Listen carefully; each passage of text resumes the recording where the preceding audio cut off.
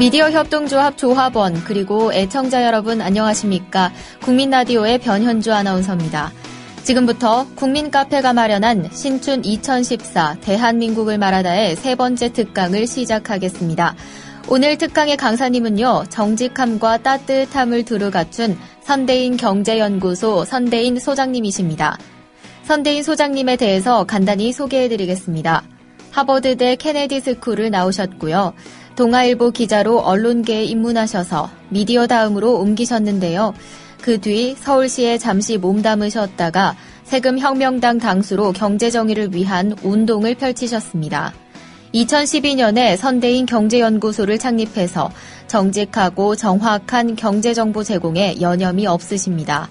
현재 국민라디오 나는 꼽살이다 그리고 한겨레TV KFC에서 발군의 활약을 보이시고 계시죠. 위험한 경제학, 문제는 경제다. 두 명만 모여도 꼭 나오는 경제질문, 선대인, 미친 부동산을 말하다, 집값 하락론의 진실, 2014년 부동산은 어디로 가나라는 책으로 많은 화제를 불러일으키고 계십니다. 오늘 한국 경제를 위한 진지한 제언, 무척 기대되는데요. 그러면 선대인 소장님을 무대로 모시겠습니다. 큰 박수로 맞아주십시오. 당연하기 전에 이거 한번 여쭤볼게요. 나는 꼽살이다 듣고 계신 분. 네. 시즌2 하고 있는 건 알고 계시죠? 다들. KFC 보신 분.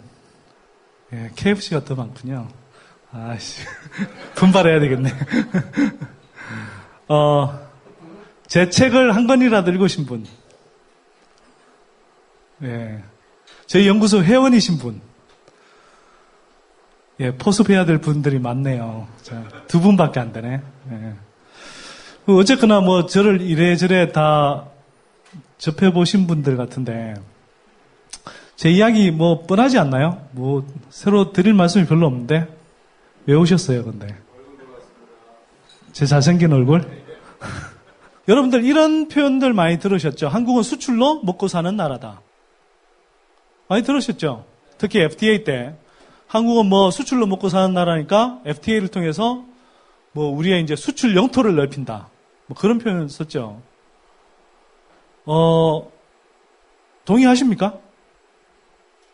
말은 그럴듯하잖아요, 사실.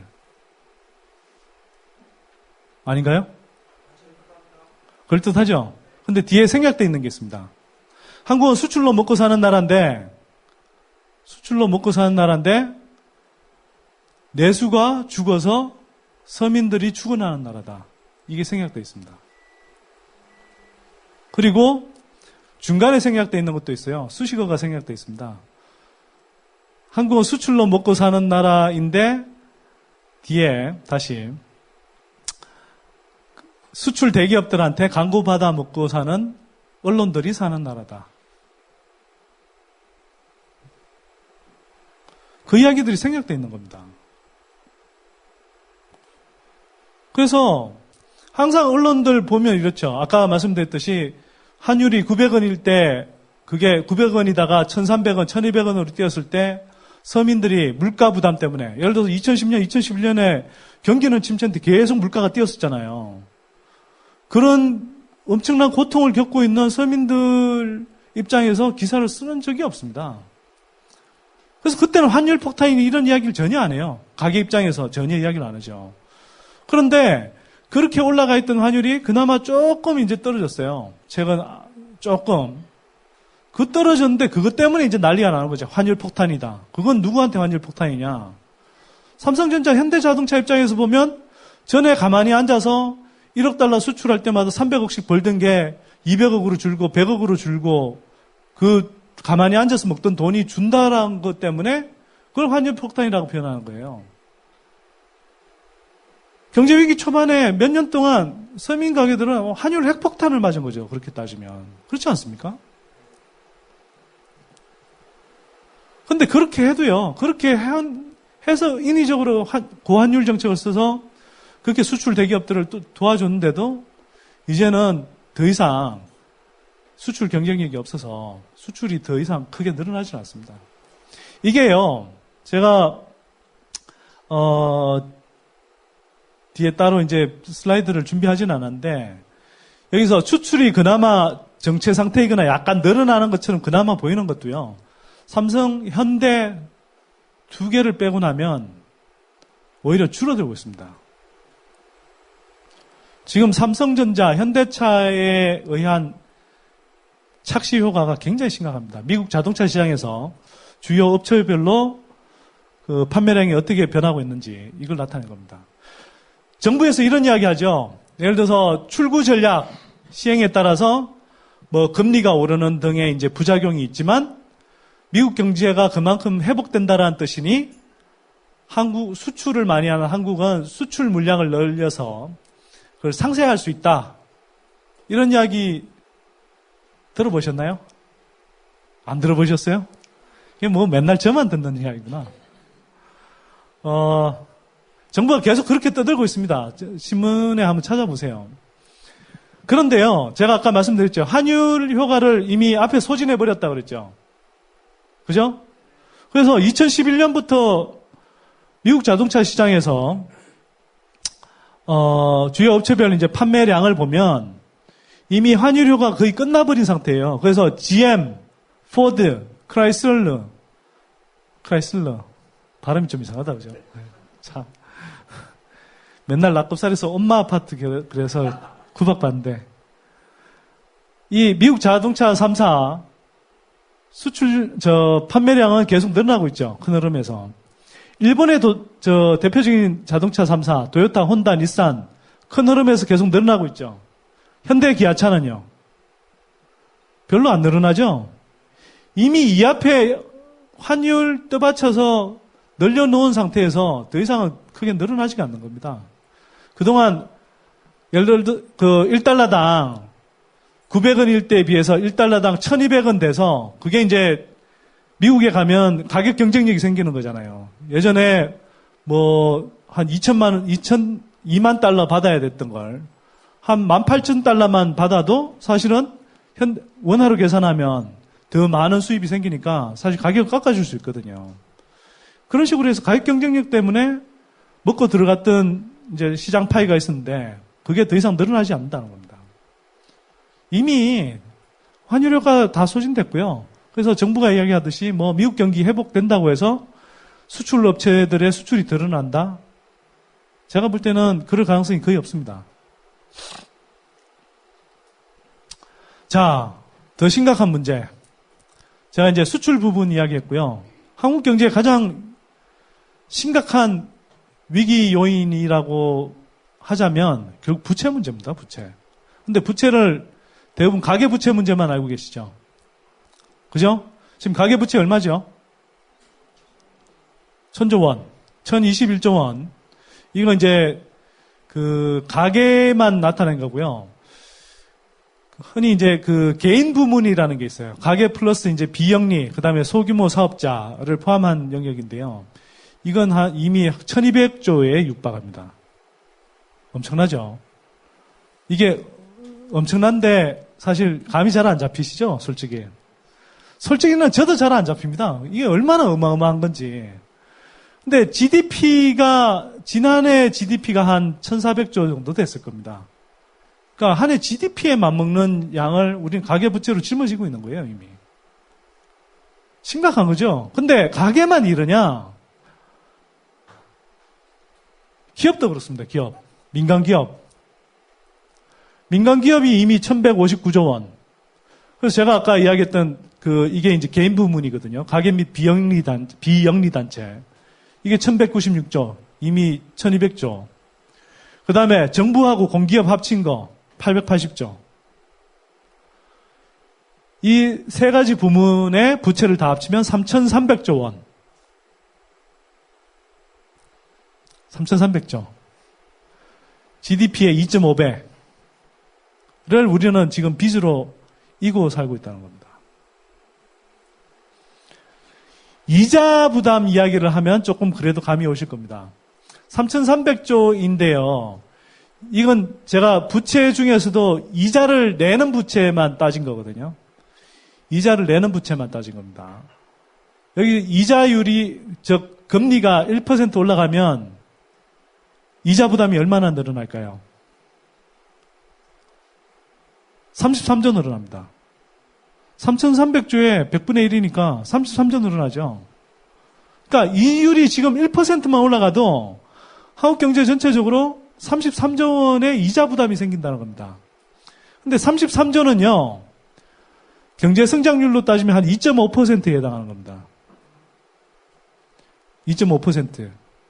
즉, 금리 1%만 올라가도 한국 경제 성장률이 2.5% 정도 이렇게 끌어내리는 정도의 그런 부담을 줄 수 있다는 거예요. 지금 억지로 우리가 기준금리 낮춰놓고 이 금리를 꽉꽉 이제 아래쪽으로 이렇게 낮춰놔서 그런 거지. 언제든 어떤 이유에 의해서든 이자율이 올라가면 굉장히 큰 부담이 될 수 있다. 저게 부채 폭탄이 터지지 않는다 하더라도 저렇게 부담이 되는 상태까지 지금 키워놨습니다. 부동산 거품을 해소하지도 못한 나라에서. 근데 앞으로 금리 올라갈까요? 내려갈까요? 왜 올라가죠? 미국이 지금 추구 전략을 이제 해야 되는 상황이 지금 사용하고 있습니다. 예. 출구 전략이랑 금리랑 무슨 상관인데? 예. 예, 자칭 저의 열혈 팬입니다. 예, 예. 선행학습도 하고 오신. 예. 아니, 말씀하세요. 예. 예. 제가 웃자고 하는 이야기인데 막. 예. 제가 말씀드릴까요? 예, 예, 긴장하시는 것 같아서. 제가 또 팬을 당혹하게 하면 안 되잖아요. 예. 또 제 얼굴 잘 보려고 또 앞에 앉으셨는데. 그죠? 차마 수긍을 못 하시네. 아, 그래요? 네. 출구 전략하고 한국의 금리하고 무슨 상관이 있냐? 상관 많이 있습니다. 왜? 출구 전략이라는 건요, 출구 전략은 기본적으로 이런 겁니다. 양적 완화를 이해해야 됩니다. 그죠? 양적 완화는 뭐냐? 세계 경제 위기가 왔어요. 와장창 깨졌죠? 그래서 그걸 떠받치려고 제로 금리까지 만들었습니다. 즉, 정책 금리를 0%까지 만들었어요. 그래도 경기가 계속 가라앉아요. 그래서 우리의 중앙은행에 해당하는 미국의 연방준비제도 이사회, FRB라고 하죠. FRB가 비전통적인 부양책을 씁니다. 그게 뭐냐? 양적 완화입니다. 양적 완화는 뭐냐? 헬리콥터에서 돈을 길바닥에 막 뿌리는 걸로 생각하면 됩니다. 막 퍼주는 거예요, 사람들한테. 근데 그걸 공짜로 퍼주지 못하죠. 그러니까 비유 삼아 그렇다라는 거고요. 실제로는 중앙은행에서 돈을 막 찍어냅니다. FRB에서 돈을 막 찍어요. 윤전기를 돌려서. 찔려서 그걸 돈을 시중에 어떻게 푸느냐? 미국 국채, 그 다음에 그 MBS라는 게 있어요. 그러니까 몰기지, 그러니까 우리로 치면 주택담보부 증권이라고 하는 건 그 채권들을 막 사줍니다. 사주면 그 채권들을 사주고 그 채권을 사는 돈만큼 시중에 돈이 풀리는 거죠. 돈이 많이 풀리면 어떻게 되나요? 돈의 양이 많아지면, 물건에 비해서 돈의 양이 많아지면, 예, 물건의 가치를 나타내는 그 돈의 가치가 떨어지죠. 그게 금리가 떨어지는 겁니다. 그죠? 자, 그렇게 해서 미국 주택담보부 금리, 그러니까 몰기지 금리 이런 걸 다 계속 떨어뜨려서 주택시장 부양하고 그렇게 해서 이제 돈을 돌렸던 겁니다. 주식시장에도 돈이 많이 흘러갔겠죠.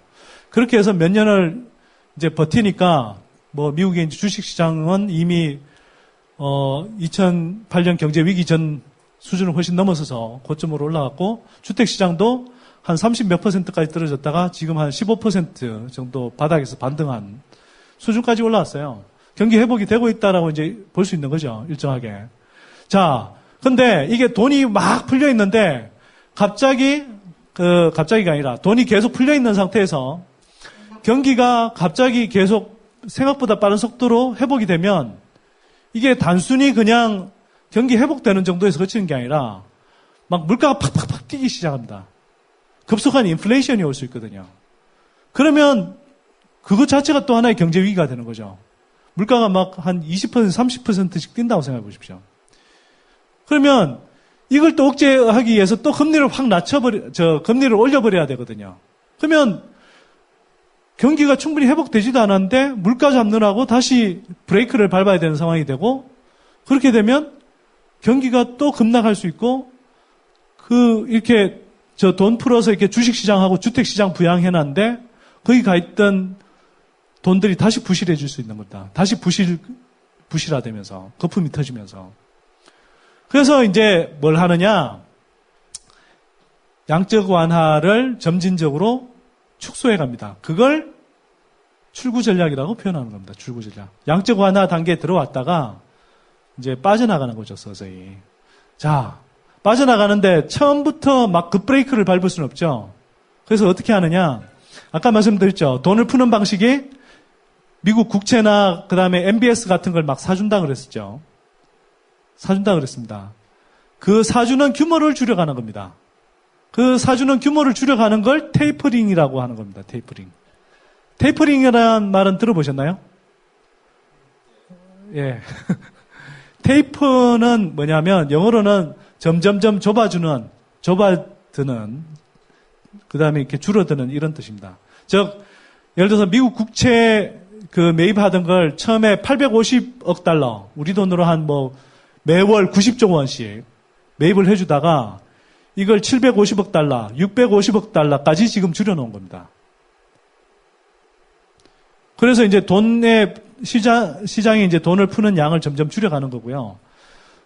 굳이 표현을 하자면 차를 막 몰고 가다가 엑셀을 밟다가 엑셀에서 이제 지금 발을 서서히 조금씩 떼는 단계고, 이게 이제 종료가 되면 뭘 할까요? 그 다음에는 브레이크를 이제 서서히 밟기 시작하겠죠.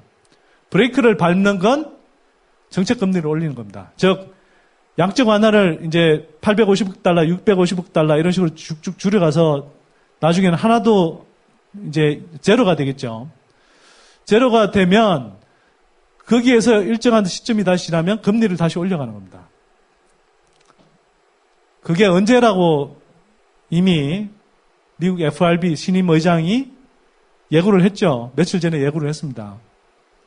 제닛 옐런 신임 FRB 의장이 대략 내년 상반기 중에 기준금리를 올리게 될 거다라고 이미 경고를 했습니다. 그렇게 따지면요, 1년 남았어요, 1년. 미국의 정책금리가 올라가는 게 1년 남았다고요. 근데요, 미국의 정책금리가 올라가면 한국의 금리는 어떻게 될까요? 왜 올라가야 되죠? 네? 그렇습니다. 돈이 빠져나가는 걸 막기 위해서. 왜? 한국에요, 외국계 지금 주식 투자 자금들이 엄청 들어와 있거든요. 약 500조 원 들어와 있습니다. 500조 원. 2009년 이후 새로 들어온 것만 한 350조 원. 엄청난 돈이죠. 이게요, 이 돈들이 눈치를 엄청 살핍니다. 그리고 미국에서 금리가 1% 올라가잖아요. 그러면 한국에 들어와 있던 돈들 중에 많은 부분이 빠져나갈 수 있습니다. 왜? 이게 한두 푼짜리가 아니거든요. 예를 들어서 100조 원의 1%면 이자치로 1조 원을 버는 겁니다. 그죠? 그러면 미국의 금리가 서서히 올라가면 미국 금리를 많이 주는 돈이야 자기 대우 잘해주는 데 가게 되죠. 지금까지는 미국 경제가 힘들다고 그랬고, 또 한편으로는 계속 이제 돈을 엄청나게 찍어냈으니까 미국 안에서만 다 투자해서 돈 벌기가 어려우니까 신흥국도 갔다가 그중에 일부가 우리나라에도 들어오고 했던 건데, 이게 다시 이제 미국 경기가 회복되고 미국의 돈값이 올라간다 그러면 그쪽으로 빠져나갑니다. 그럼 그걸 붙잡으려면 어떻게 해야 되죠? 한국의 금리도 올라갈 수밖에 없죠. 그런 이치입니다. 근데 이게요, 이건 거의 기정사실화되어 있습니다. 정도의 차이, 속도의 차이가 있을 뿐이지 금리가 올라가는 건 거의 확실합니다. 금리 올라가면 어떻게 되죠? 앞에 보셨잖아요. 부채 3,300조 원.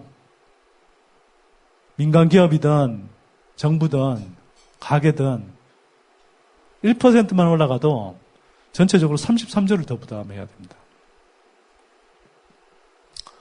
그런데도 계속 지금 빚내서 집 사라고 하고 있죠.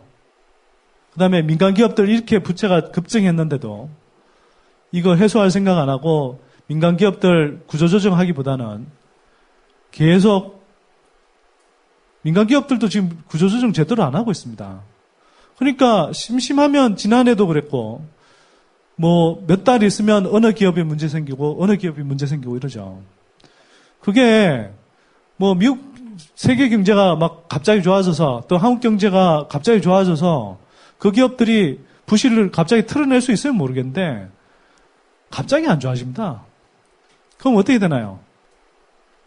계속 수면 아래에서 부실은 커지는데 그걸 미봉책으로 이제 막아두는 거죠. 무너지는 걸 막고. 근데 그러면 그럴수록 점점 더 부실은 커지죠. 지금 그걸 하고 있는 겁니다. 그런 폭탄 돌리기를 하고 있는 거예요. 정부 차원에서.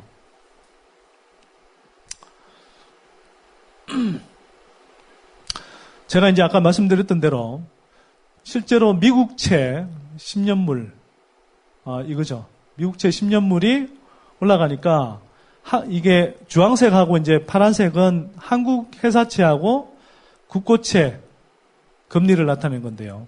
이게 미국만큼은 아니어도 미국 시장 금리가 올라가는 만큼은 아니어도 한국 시장 금리도 따라 올라가는 게 보이시죠? 이미 이렇게 따라 움직이고 있어요. 그 양적 완화 축소가 더 가속화되고 그 다음에 기준금리까지 올라가는 상황이 되면 이게 훨씬 더 심각해진다는 거죠. 자, 이번에는 삼성전자 독식구조에 대해서 한번 이야기해 보겠습니다. 지금 한국경제는요 굉장히 위태롭습니다. 외환위기 이후에 재벌그룹 중에서도 10대 그룹 안에서도 삼성그룹 안에서도 삼성전자 안에서도 모바일 부분, 핸드폰, 모바일 부분에 몰빵을 한 결과 지금 한국경제가 삼성전자 갤럭시폰 실적에 따라서 그걸 꼭지점으로 해서 역삼각형으로 이렇게 서 있는 굉장히 위태로운 구조가 되어버렸어요. 그래서 올해 초에 보셨지만 삼성전자 지난해 4분기 실적이 뭐 악화됐다. 그러니까 막 주가가 갑자기 급락하고 막 그랬었죠. 그런 상황까지 지금 돼버린 거예요. 그리고 그게 얼마나 심각한지가 여기 나와 있습니다. 삼성전자 중에서도 지금 보십시오. IM 부문이라고 하는 게 이제 바로 모바일 핸드폰 사업 부문 이야기하는 거거든요.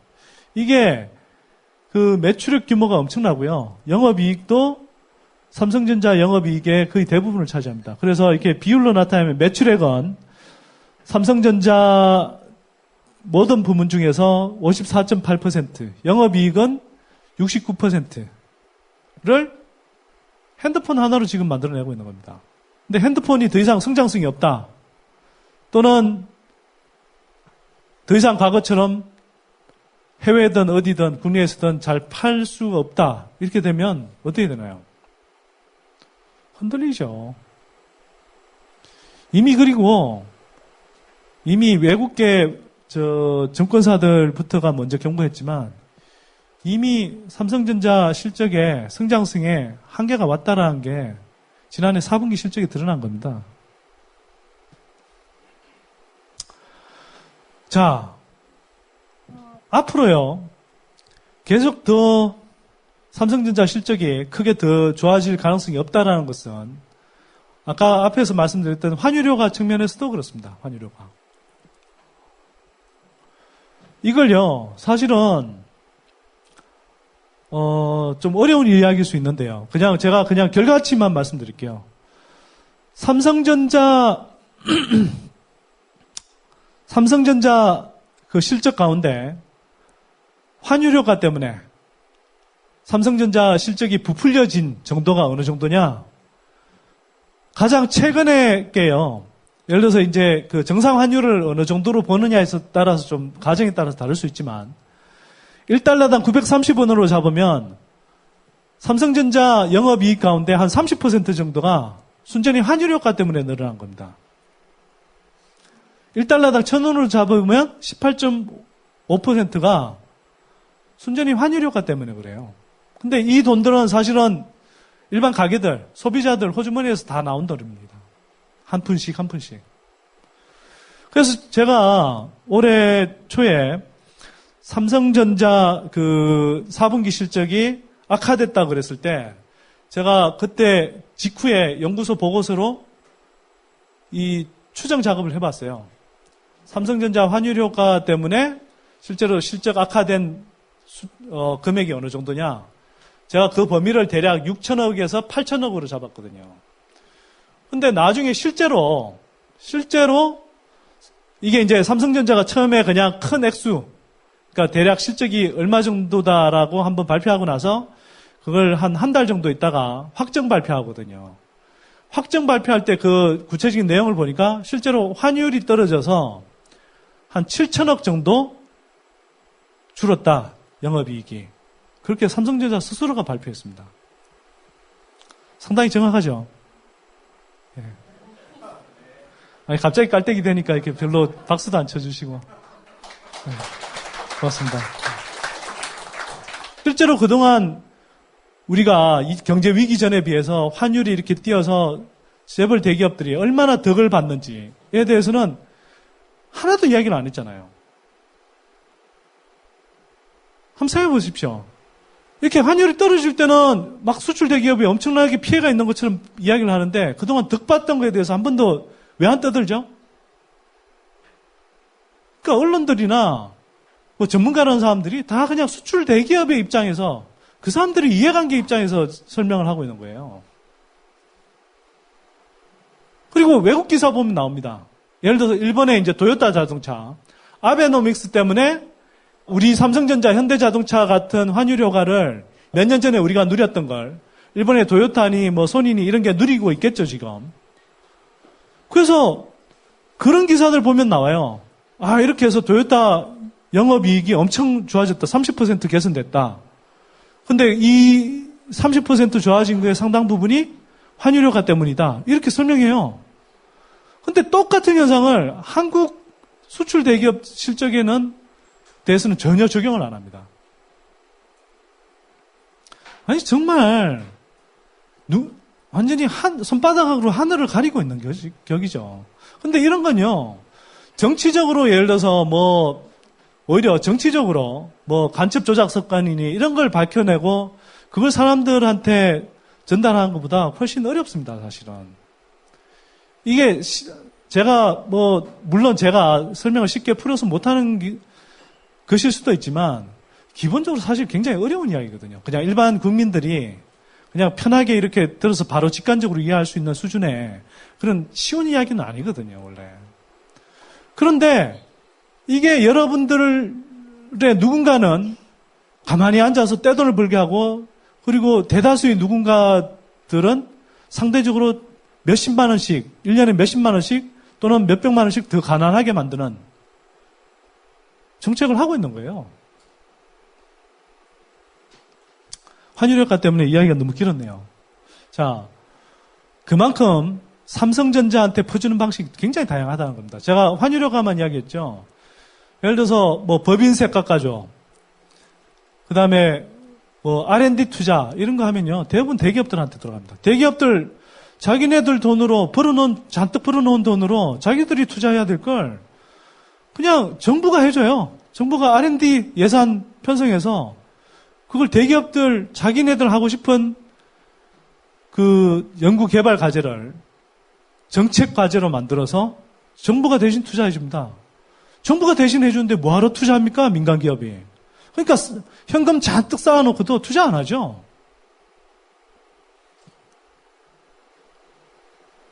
이런 식으로 퍼줬습니다. 퍼주면 삼성전자, 현대자동차 같은 건 좋을지 모르겠으나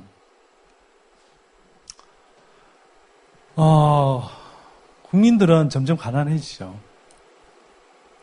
그리고 이걸 극단적으로 많이 해준 결과 이렇게 되어 있습니다. 자, 예를 들어서 주가만 보더라도요. 지금 한 1940 정도로 잡고요. 이게 2014년 1월 초인데요. 뭐 오늘 날짜 주가 수준하고도 비슷합니다. 지금 계속 1900 중반 정도 박스권 계속 이제 왔다 갔다 하고 있는데요. 삼성전자 주식을 주가 총액을 빼면요. 주가 지수가 1940 정도에서 1620 정도로 떨어져 버립니다. 그리고 실제로 삼성전자 주가가 없다고 생각하면 이미 그냥 행보 정도가 아니고요. 사실은 조금 이렇게 떨어지고 있는 겁니다. 주가도. 그리고 삼성전자로 인한 이렇게 주가 상승 효과가 시간이 지나면서 계속 커지고 있죠. 한국 경제가 그만큼 삼성전자에 지나치게 의존하고 있다는 걸 주가 흐름에서도 볼 수 있는 겁니다. 참고로요, OECD 국가들 평균, 예를 들어서 주식시장에서 상위 1위 종목이 차지하는 주가 비중이 한 9%인데 한국의 삼성전자는 18%로 더블입니다. 더블. 그만큼 지금 지나치게 어떤 특정 대기업한테 쏠려 있는 그런 경제 성장을 지금 하고 있다는 겁니다. 근데 이건요, 결국은 삼성전자, 현대자동차의 실적을 발라내면요, 한국 경제는 성장하고 있는 게 아니고요, 역성장하고 있습니다. 역성장. 마이너스 성장을 하고 있다는 거예요. GDP도 사실은 지난해 3% 성장했다는데요. 여기 계신 분들 가운데 그 경제 성장률조차 체감하시는 분이 없는 이유가 실제로는 삼성전자, 현대자동차와 관계된 사람들이 아니라면 역성장하고 있기 때문에 그렇습니다. 더구나 지금 3% 성장한다는 것도요. 계층별로 보면 상위 한 10%, 20% 정도만 그 성장하는 혜택을 누리고 있지. 대다수 한 80% 이하의 분들은요. 실질적으로는 가계 소득이 는다든지 살림살이가 좋아진다든지 장사가 잘 된다든지 하는 효과가 없습니다. 사실. 더 나빠지지 않으면 진짜 다행인 거예요. 이게 여러분들이 체감하는 현실이죠. 그리고 그게 정확하게 지금 이 통계 지표를 보는 방법입니다. 자, 우리가 계속 삼성전자한테 몰빵해주면서 경제 성장을 해왔습니다. 그리고 삼성전자라도 잘 나가니까 좋다고 많은 언론들이 또 상당수의 국민들이 박수쳤죠. 근데 경제 성장 왜 합니까? 경제 발전 왜 하죠? 잘 먹고 잘 살자고 하자는 거잖아요. 가능하면 대다수의 사람들이. 그거 아닙니까? 지금 어쩌다가 우리가 경제, 그러면 뭐 주가 또는 뭐 집값, 이게 마치 경제를 상징하는 지표인 것처럼, 숫자인 것처럼 돼버렸지만, 원래 경제를요, 진정한 의미의 경제를 의미하는 건 그 지표는요, 주가나 집값이 아니고요, 일자리와 소득입니다. 근데 일자리 늘어나고 있나요? 양적으로는 뭐 정말 수치 노름에 가까운 그런 실업률 통계를 가지고 뭐 거의 완전 고용 상태에 가까운 실업률 발표하고 있지만 지난 10여 년 동안 진짜 기적을 매일 행하는 나라죠. 아니 어떤 경제 위기가 와도 그리고 주변에 실업자 넘쳐나고 정말 막 문 닫는 사람들이 늘어나도 엄청나게 부지기수로 늘려 있어도 실업률은 거의 변동이 없어요. 그리고 경제학에서 이야기하는 물가 상승률을 자극하지 않고 한 국민 경제가 달성할 수 있는 거의 완전 고용 상태를 외환위기 이후 거의 10여 년 동안 계속 유지하고 있습니다. 정말 기적 같은 나라 아닙니까, 이건? 이건 기적 아니면 사기죠. 네. 사기죠, 사기. 정부 차원의 사기로 하는 겁니다.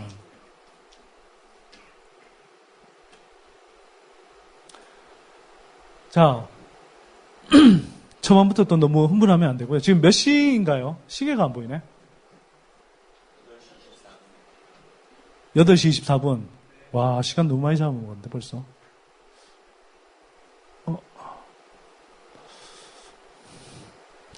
이게 반응이 잘 안 되니까 좀 약간 답답하네요. 자, 그냥 이 설명 드리겠습니다. 지금 삼성은 그렇게 돼 있습니다. 그런데 삼성을 제외한 일반 가게는 말할 것도 없고요. 상당수의 기업들도 지금 굉장히 위험합니다, 사실은. 아까 제가 이제 가계부채 이야기만 했는데, 기업 부채도 아까 급증했던 거 보셨죠? 특히 지난 4, 5년 동안에. 그 결과가 어떻게 되겠습니까? 부실 기업들이 엄청 늘어나 있는 거예요. 이게 그래서 부채 비율 200% 이상 기업 집단 이렇게 되는데요. 부채 비율이라는 건 이제 그 회사의 이제 자기 자본 대비해서 부채의 비율이 200%, 2배가 넘어가면 이걸 이제 위험하다고 보는 겁니다. 근데 이런 기업이요, 기업 집단이라는 거 하는 건 이제 그 그룹을 이야기하죠. 재벌 그룹. 이 부채 비율 200% 이상 기업 집단이 이때 현대 기아차 그룹이 아니고요. 현대상선 갖고 있는, 옛날에 금강산 사업했던 현정은 회장이 있는 그 현대를 이야기합니다. 한진, 대한항공, 한진중공업, 그 다음에 두산건설, 두산중공업, 동부건설, 한국가스공사는 이제 공기업이니까 예외를 하고요. 부영도 이제 임대건설 사업자니까 여기는 이제 임대 분양한 게 부채로 잡히거든요. 그래서 이건 특수한 경우이지만 효성, 한국GM 이런 식으로 부채 비율 200%가 넘는 기업들이 기업 그룹만 해도 거의 20여 개가 됩니다. 그리고 이 중에 한 절반 정도가요. 굉장히 위험한데 특히 현대, 그다음에 동국제강, 한진 이런 기업들이요. 상당히 지금 위험한 상태입니다. 이게 이자 보상 비율이 1 미만이란 건 뭐냐면 영업을 열심히 해서 돈을 벌잖아요. 그 영업이익을 가지고 부채의 원금을 갚기는커녕 이자도 못 낸다는 걸 이야기하는 겁니다. 1 미만인 기업들이 20개 기업 집단 중에서 한 10개 정도 됩니다. 심각하죠?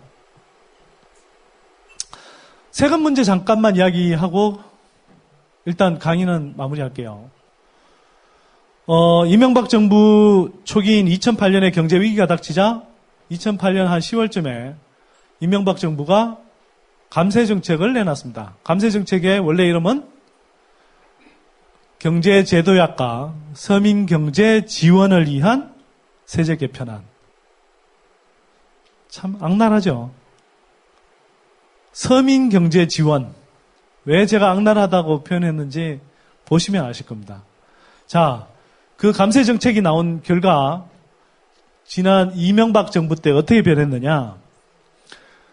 소득세는 줄었어요. 비중이. 전체 세수에서 차지하는 비중이. 비중이 아니고, 세금 수입 증가율이 줄었습니다. 마이너스 3.6%로 줄었고요. 법인세는 조금 늘긴 했는데 4년 동안 5.2%.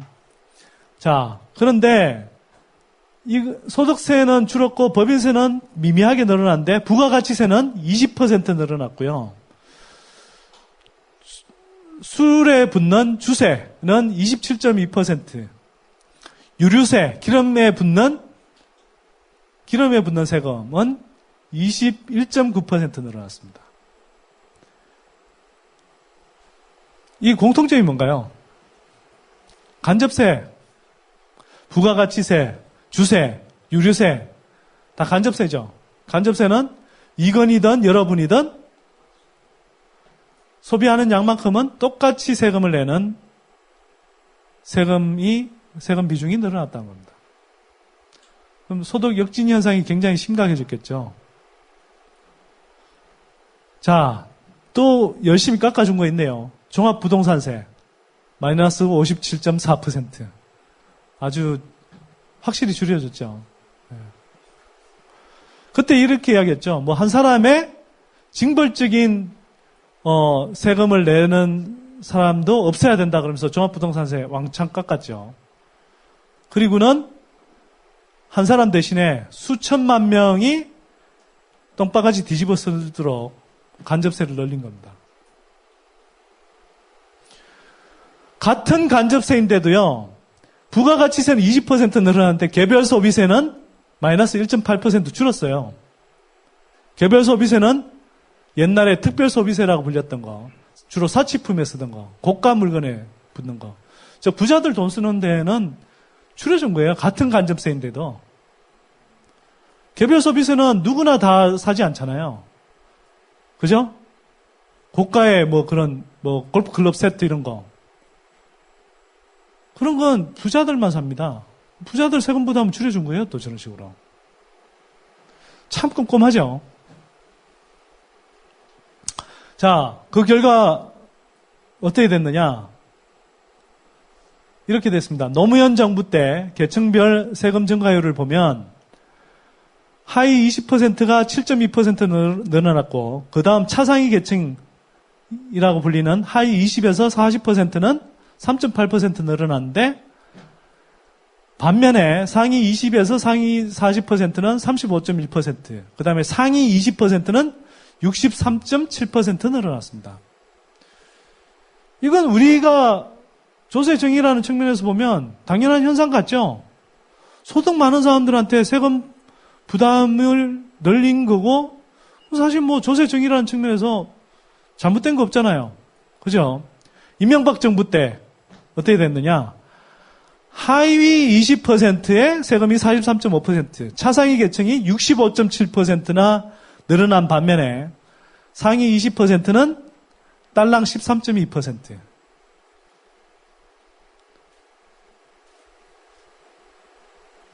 열받죠?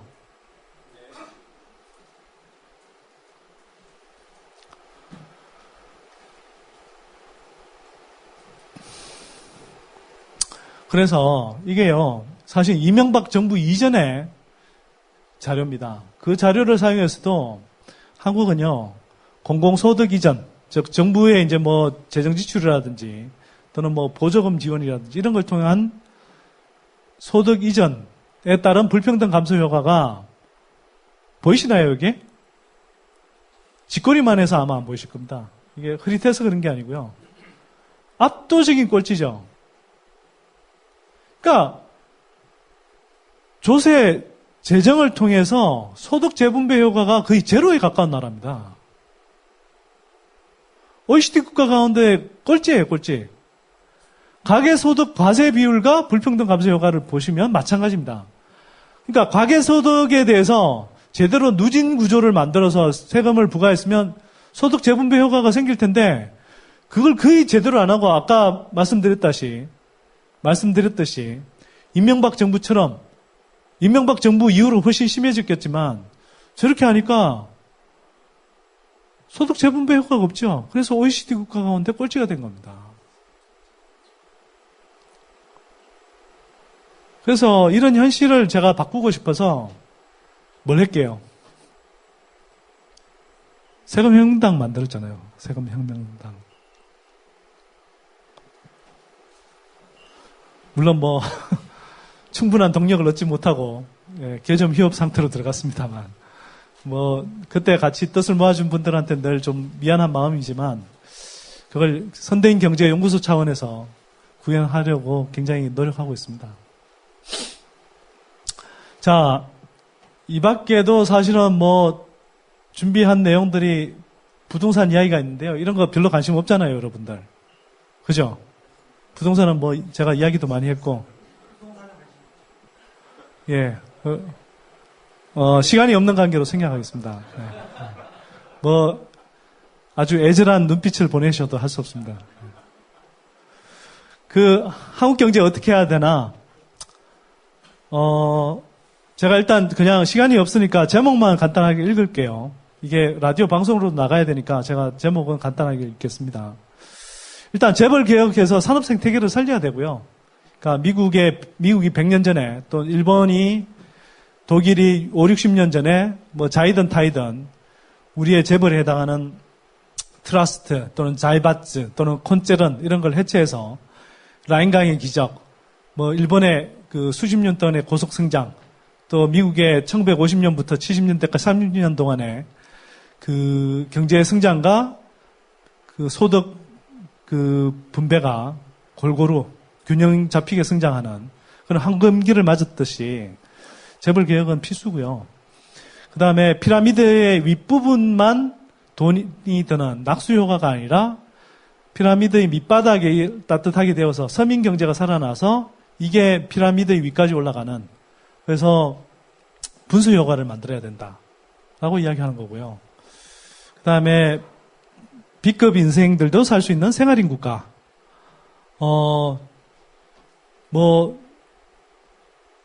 모두가 다 잘 살 수는 사실 없습니다. 우리가 일정한 시장 경제를 채택하고 있는 이상. 다만 그걸 최소한의 기본적인 생활을 할 수 있도록 복지를 통해서 받쳐줘야 되는 거고요.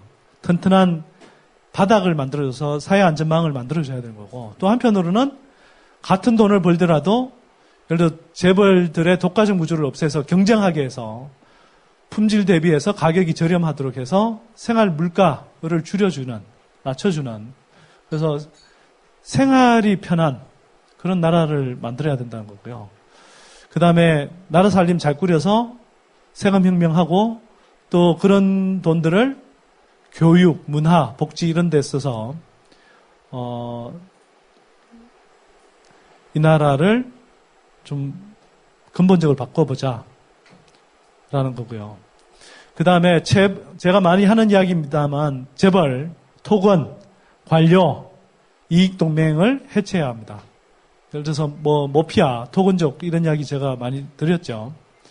이걸 해체해야 정말 그런 그 나라 경제를 특정 산업, 특정 이익 집단을 위해서 이렇게 그 나라의 자원을 몰아주는 그런 경제 구조를 바꿔야 일반 대다수 시민들한테, 국민들한테 혜택이 돌아갈 수 있다. 그리고 공급 중심이라는 건요, 예전에는 경제 성장을 한다 그러면 공급 주체인 기업들한테 돈을 퍼주는 방식입니다. 예를 들어서 4대강 사업을 한다. 그래서 현대건설한테 돈 퍼주면 그게 쭉쭉 내려가서 하청업체 타고 그 일하는 현장 노동자들 소득이 늘어나서 소비를 하고, 그래서 그게 다시 이제 기업의 제품과 서비스에 대한 수요로 돌아와서 경제가 성장한다 이런 거였는데, 이제 그게 거의 한계에 달했어요. 수십 년 동안 그렇게 해온 결과 더 이상 그런 방식으로는 성장이 잘 안 되는 겁니다. 이제는 바꿔줘야 돼요.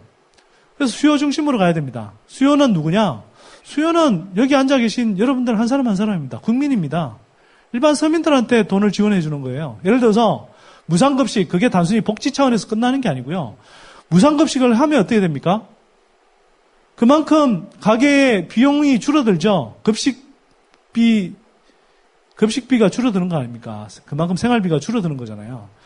생활비가 줄어드는 만큼 어떻게 되죠, 가게는? 그만큼 돈을 더 쓸 여력이 생기잖아요.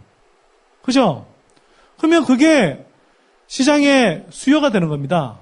그 수요가 기업의 제품, 서비스에 대한 수요가 되고, 그렇게 되면 기업들이 다시 생산을 늘리는. 그러니까 경제를 운영하는, 그래서 선순환의 출발점을 만드는 게 공급자 위주로 할 수도 있지만 이제는 그게 한계에 달했다. 그래서 이제 수요자 중심부터 시작하자. 수요자들, 일반 국민들, 서민들을 지원해 주는 거에서 시작하면 이게 그냥 단순히 복지가 아니라, 복지에서 끝나는 게 아니라 결국 경제 성장을 자극하는 흐름을 만들어낼 수 있다라고 이야기하는 겁니다. 그래서 흔히 기득권 언론들 또 새누리당 같은 데서 복지는 낭비적인 것처럼 이렇게 포장하는 거, 그거 진짜 넌센스고요.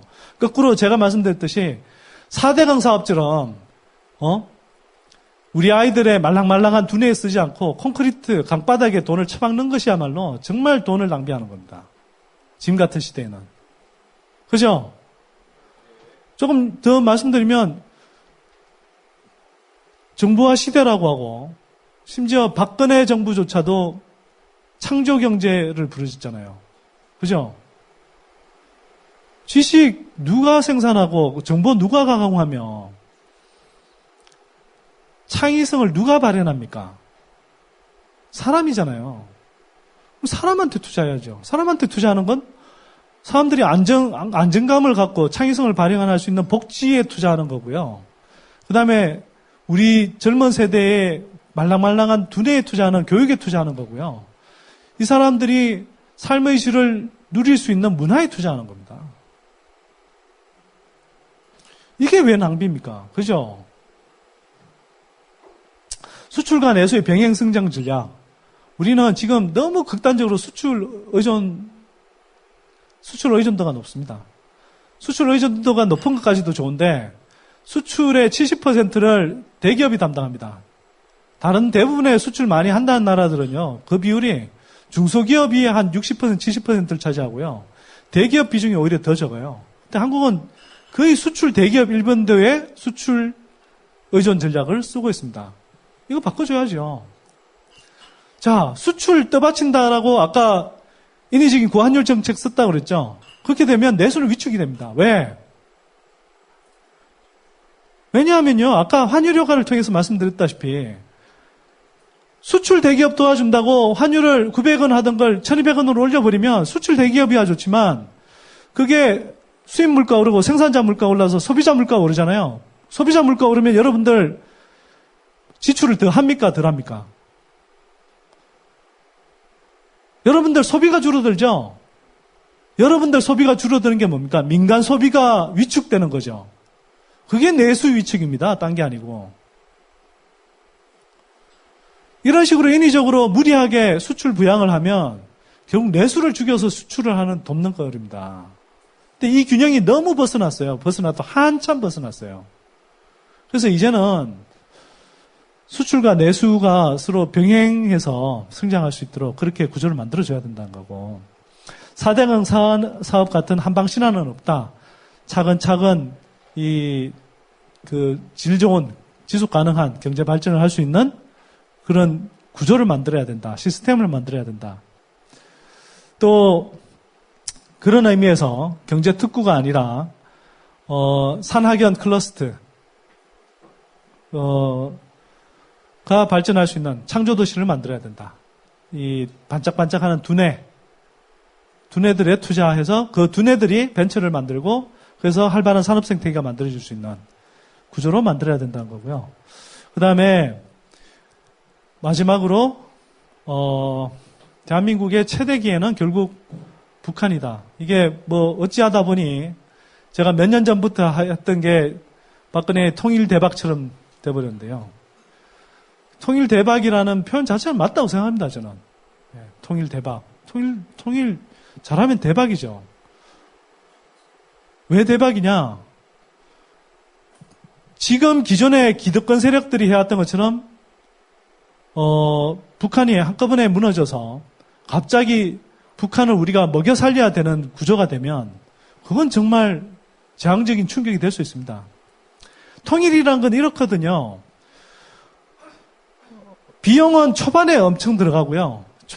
비용은 초반에 많이 들어가고 그 혜택은 통일에 따른 혜택은 서서히 생겨납니다.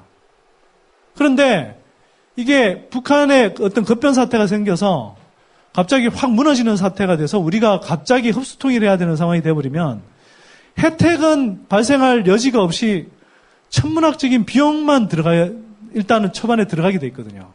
그렇게 되면 한국 경제가 감당을 못해요. 그래서 김대중 정부 때 했던 햇볕 정책의 솔루션이 기본적으로 맞는 방향인 겁니다.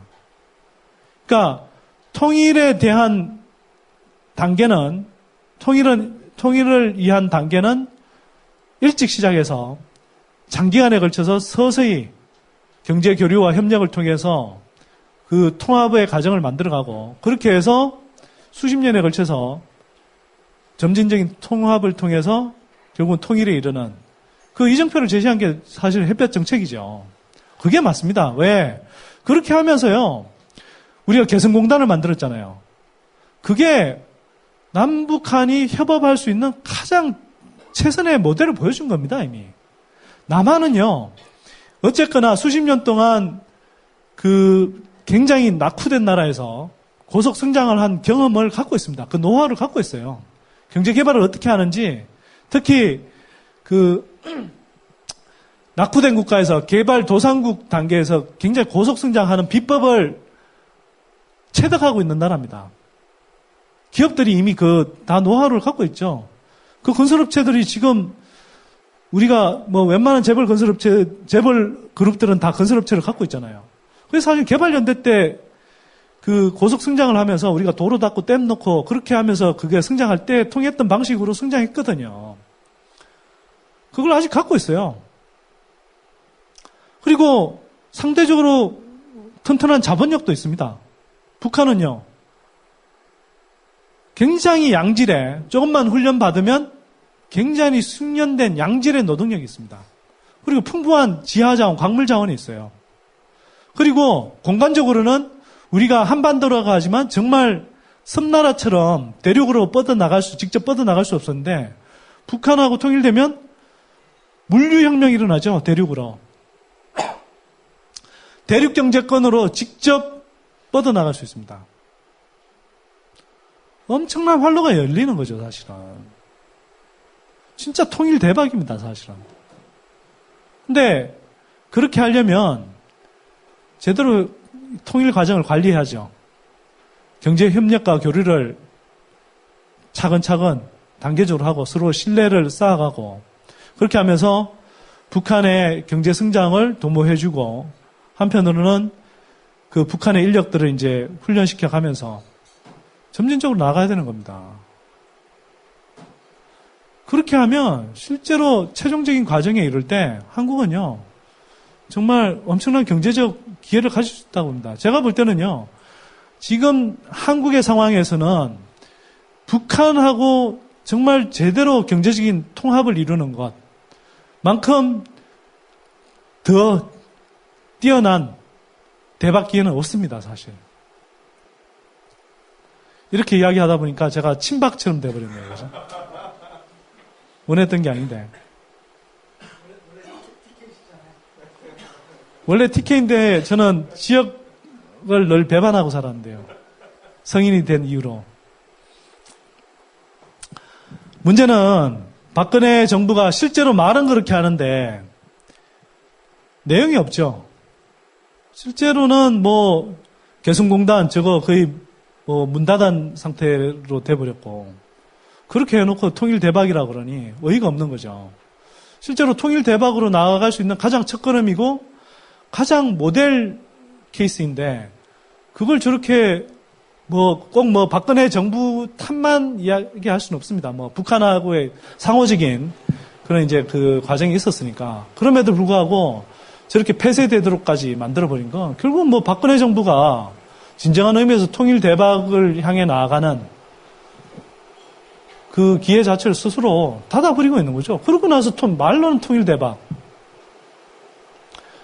그런데요, 제가 마지막으로 이 부분만 말씀드리고 강연을 끝맺을게요. 근데 한편으로는 저는 되게 무섭다고 생각합니다. 박근혜가 통일 대박 내놓은 건 왜 무섭냐면요. 박근혜의 전략은 뭐냐 하면 지난 대선에서의 전략도 그렇고 봉쇄 전략이거든요. 그 다음에 물량전입니다. 물량전. 강자가 취하는 전략입니다. 지난 대선에서 인지도라든지 인물 측면에서 그게 우리가 동의하든 동의하지 않든 박근혜가 우세였어요. 처음부터.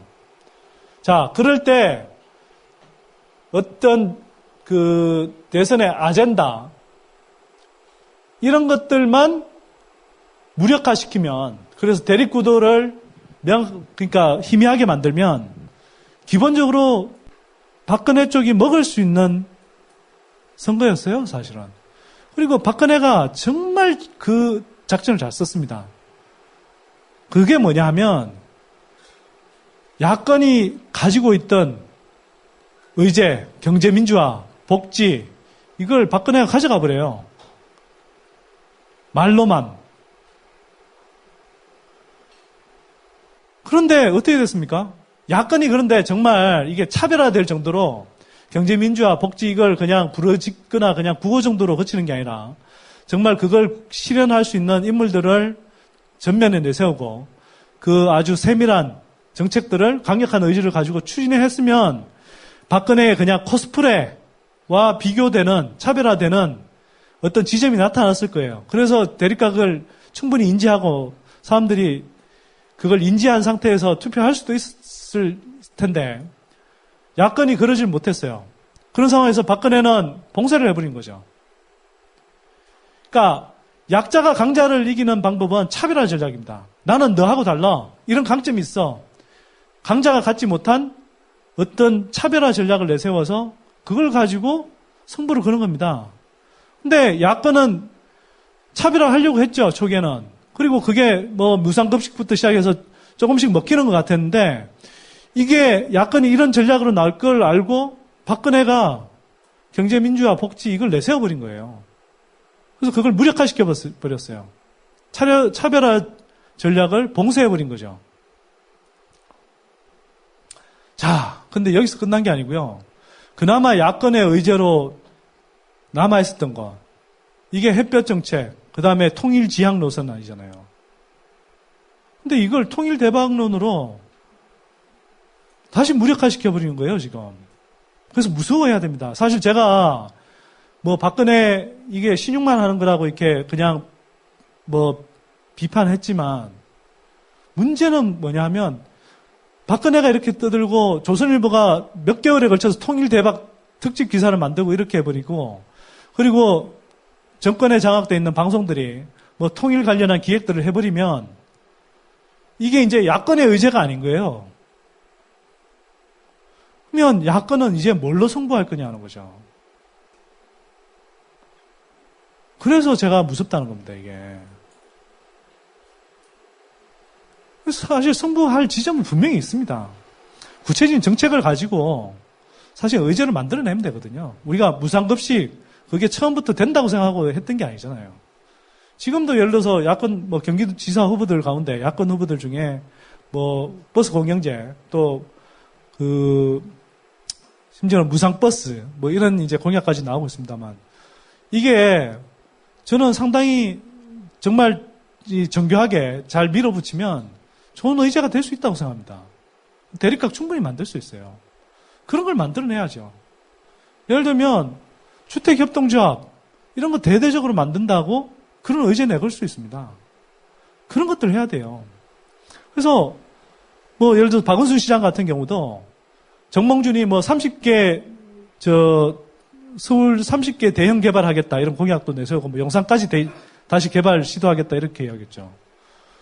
저는 그래서 서울시에서 되게 곤혹스러워 하더라고요. 이걸 아직도 개발 욕구가 많이 남아 있는데 뭐 안 한다 할 수도 없고 저는 모르겠습니다. 같은 박은순 시장이 같은 개발을 내세운다고 하면 정말 개발을 바라는 사람 입장에서 보면 박은순 시장이 진정으로 개발론자라고 생각할까요? 아니잖아요. 우리가 그리고 여기 있는 여러분들이 박은순 시장님이 개발 잘한다고 해서 찍어주고 그런 거 아니잖아요. 박은순 시장을 지지하는 사람은 그런 사람들 아니거든요. 오히려 차별화해야 되는 겁니다. 차별화하고 그리고 한편으로는 정몽준이 뉴타운 흑공약에서 벌금 80만 원 받았던 전력이 있거든요. 그래서 그때도 뻥쳐놓고 지금도 또 개발로 뻥치느냐라고 이렇게 나와야 되는 겁니다. 그리고 박원순만의 복지공약, 문화공약, 교육공약 이런 걸 내세우세요. 그렇게 차별화해야 되는 겁니다. 제가 볼 때는. 그래서 승부를 걸면 이길 수 있어요.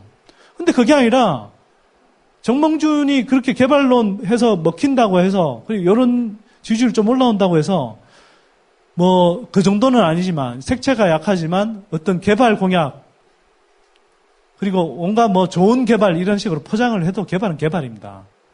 해버리면요 치죠. 2008년에 총선 때 여야가 똑같이 다 뉴타운 공약 내세웠죠.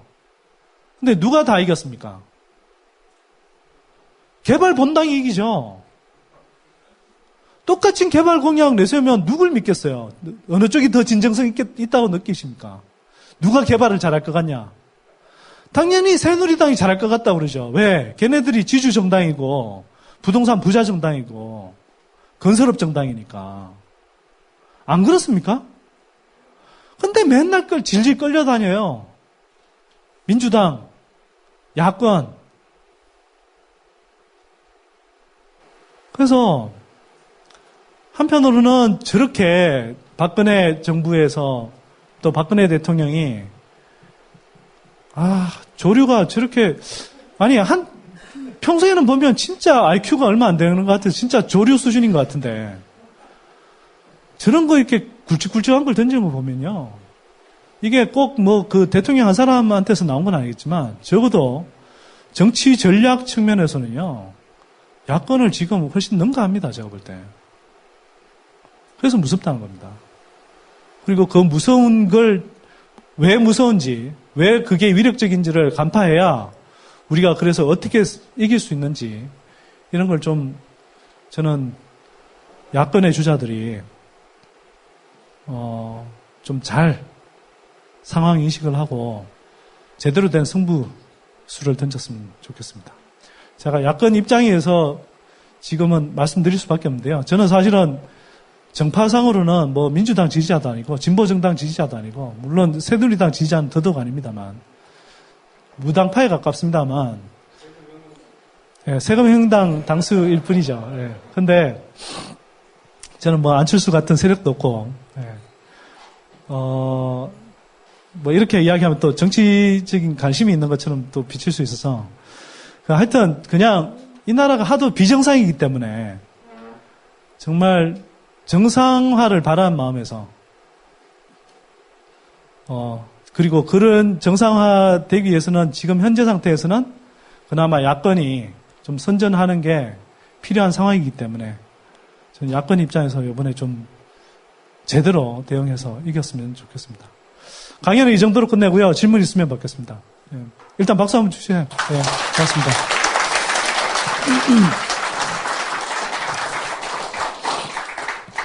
예. 강연 좀 늦게 도착해가지고 앞부분에 못 들어가지고 혹시 이게 질문이 이미 나왔던 거, 그러니까. 아니요, 뭐 그랬을 가능성 없습니다. 예. 그리고 제가 앞에 되게 좀 버벅댔어요, 사실은. 이게 저 슬라이드가 잘 안 넘어가서 좀 당황해서. 아까 이제 무슨 이제 말씀하셨던 게 이제 재벌들 중에 일부 기업들은 지금 돈을 벌어서 이자도 못 갚는 수준 이제 그런 기업들 이야기를 하셨잖아요. 그리고 앞에 이야기 하시기 전에 앞에 재벌들 이제 구조조정이 좀 필요하다 그런 식으로 말씀하셨던 거로 이제 들었는데 사실 그 구조조정이라고 하면은 그냥 일반 사람들은 언론에서 이렇게 정리해고 그런 것들을 흔히 생각하게 되는데 소장님께서 말씀하신 그 구조조정이라고 하면 좀 어떤 건지 약간 대략 그런 것들을 좀 이야기해 줄 수 있으신지 좀 여쭤보고 싶습니다. 저는요 사실은 되게 보수적인 사람이에요. 어찌 보면 왜 보수적이라고 표현하냐 하면 제가 상당히 시장 원리 강조하는 사람이거든요. 원래는. 근데 경제 쪽에서 진보 쪽 사람들은 경제 원리를 그렇게 강조하지 않거든요. 어찌 보면. 아니, 강조하지 않는다기보다 어떤 정부의 개입 또는 시장의 힘에 대한 맹신 이런 것들을 이제 상당히 좀 우려하는 쪽이죠. 근데 저는 물론 저도 뭐 당연히 이제 금융자본주의, 투기자본주의의 폭주 이런 건 굉장히 경계하지만 그럼에도 불구하고 굉장히 시장이라는 것, 자본주의라는 것하고 그 자본주의와 다르게 시장이라는 메커니즘 이 자체를 잘 활용하는 건 굉장히 저는 중요하다고 생각합니다. 왜냐하면 시장이라는 게요, 가격이라는 신호에 따라서 자원을 정말 그냥 인위적으로 정책 구사하거나 우리가 뭐 계획경제 상황에서 이렇게 뭐 배급하듯이 해서 할 수 없는 차원에서 굉장히 복잡한 수준의 자원 배분을 굉장히 효과적으로 하는 경우들이 있거든요. 효율적으로. 그런데 예를 들면 이런 겁니다. 건설업 지금 외환위기 이후에 한 3배 정도 늘어났거든요. 숫자가. 근데 부동산 시장은 확 위축이 됐죠. 그러면 시장 크기가 줄어들었으니까 건설업체들이 당연히 부도나고 이 중에 상당수는 퇴출되는 게 맞죠. 그렇게 따라서 퇴출되면 건설업체가 무너지고 퇴출되면 그 과정에서 예를 들어서 해고가 일어나기도 하고 뭐 직장을 잃는 사람도 생기죠. 그런데 문제는 뭐냐 하면요. 이걸 퇴출돼야 될 기업인데 계속 질질 끌고 가잖아요. 그러면 그대로 그냥 회복될 수 있으면 좋죠. 문제는 그렇게 안 된다는 데 있습니다. 예를 들어서 지금도 무너질 건설업체들이 많아요. 하나 자랑을 더 하자면요. 우리 연구소 출범할 때 특집 보고서로 이거 참 너무 예측력이 뛰어나다 보니 네. 어쩔 수 없습니다, 이건. 근데 뛰어난 걸 어떻게 해요? 그 건설업체들 줄도산할 거라고 그랬거든요, 그때. 상위 50개 건설업체들 재무구조 다 분석해서 그때 뭐 계속 줄도산 이어질 거다라고 이야기했고, 실제로 우리 연구소 보고서 나온 다음에 그 이후로 뭐 웅진의 극동건설이라든지 뭐 사만기업, 그 다음에 뭐 STX 건설 뭐 이런 것들이요. 실제로 우리가 위험하다고 그랬는데 다 무너진 겁니다, 그 뒤로. 근데 문제는 그게 사실 무너져야 되는 건데 억지로 안 무너지게 하려고 하다 보니 계열사에서 막 지원하죠. 그럼 그 계열사도 같이 부실해지는 겁니다. 그죠? 그럼 피해가 더 커져요. 동양 사태 보면 아실 수 있죠. 그냥 초기에 그 동양 계열사 하나가 무너지게 만들면 되는데 그걸 온갖 회사채 발행하고 채권 발행해서 피해자도 늘어났고 그 다음에 계열사까지 다 같이 이제 무너지는 거 아닙니까?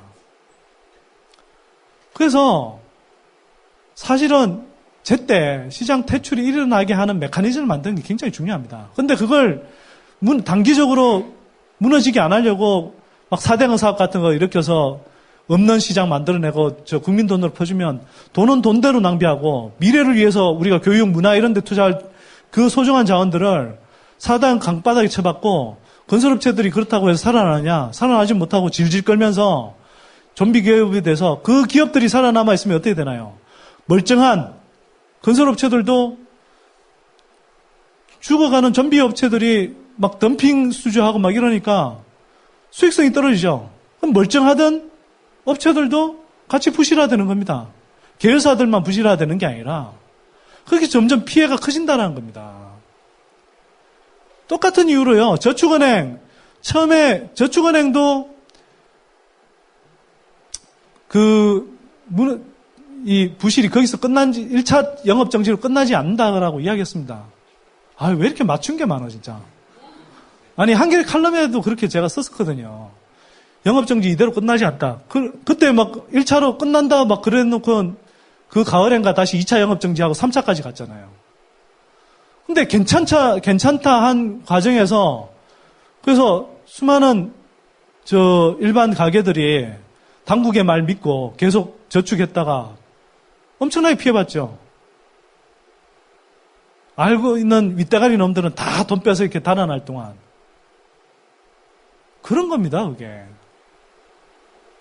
그래서 단기적으로는 충격이 있더라도 그렇게 해서 무너질 기업은 무너지고 그건 무너지는 게 그냥 무너지는 게 아니고요. 또 나름대로 상대적으로 자본력이 있는 기업이 그 인수를 해서 좀 더 건실하게 만들 수도 있는 거거든요.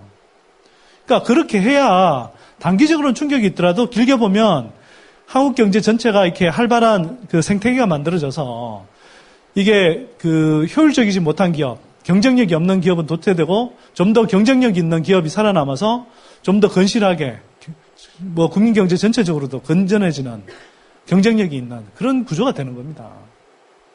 저는 사실 그런 면에서는 그 시장 원리에 따른 그래서 시장에서 시장 메커니즘에 따라서 이렇게 옥석을 가리는 메커니즘은 만들어야죠. 그건 만들어야 됩니다. 그래야 오히려 피해를 줄인다고 저는 생각합니다. 예. 짧은 질문에 참 길게 답변하죠. 사실 저는 경제에 대해서 잘 모르는 문의한인데요. 예. 근데 저는 요즘에 아까 말씀하신 세금에 대해서 보면은 이제 4대강이나 뭐 공동자기관 투자해가지고 어떻게 보면은 나라에서 아니면 국회의원들이 자기네들의 단합을 해서 투자를 해놓고 거기에 대한 결과에 대한 책임은 전혀 지고 있지 않잖아요. 그냥 그걸로 끝이고 그거에 대해서는 자기네들 임기가 끝나는 걸로 끝났는데 그러면 이제 세금 혁명단에서 어쨌든 간에 이걸 이제 개혁해보자고 출발하셨으면 그리고 그러면 이런 문제에 대해서 어떻게 우리가 감시하거나 이렇게 할 수 있는 방법적이라든가 이런 것들이 좀 있는지 아니 어떤 식으로 좀 해야 되는 그런 것들 방향성을 잡아갈 수 있는지 좀 궁금해서 아니면 어떤 플랜을 갖고 처음에 그런 걸 만드셨는지 좀 궁금합니다. 세금혁명당 생각하면 참 제 입장에서는 되게 여러 가지 감정이 겹쳐요. 왜냐하면 정말 잘해보고 싶었거든요. 그리고 아까 이제 질문 주신 분, 막막하잖아요. 시민들 입장에서 정말 돈이 헛되이 막 이렇게 탕진되는 거 다 보이는데, 뭐 어떻게 바로 잡을 수 있는 뭐 통로가 없으니까. 그래서 그런 시민들이 참여할 수 있는 어떤 통로 하나를 만들어주고 싶었어요.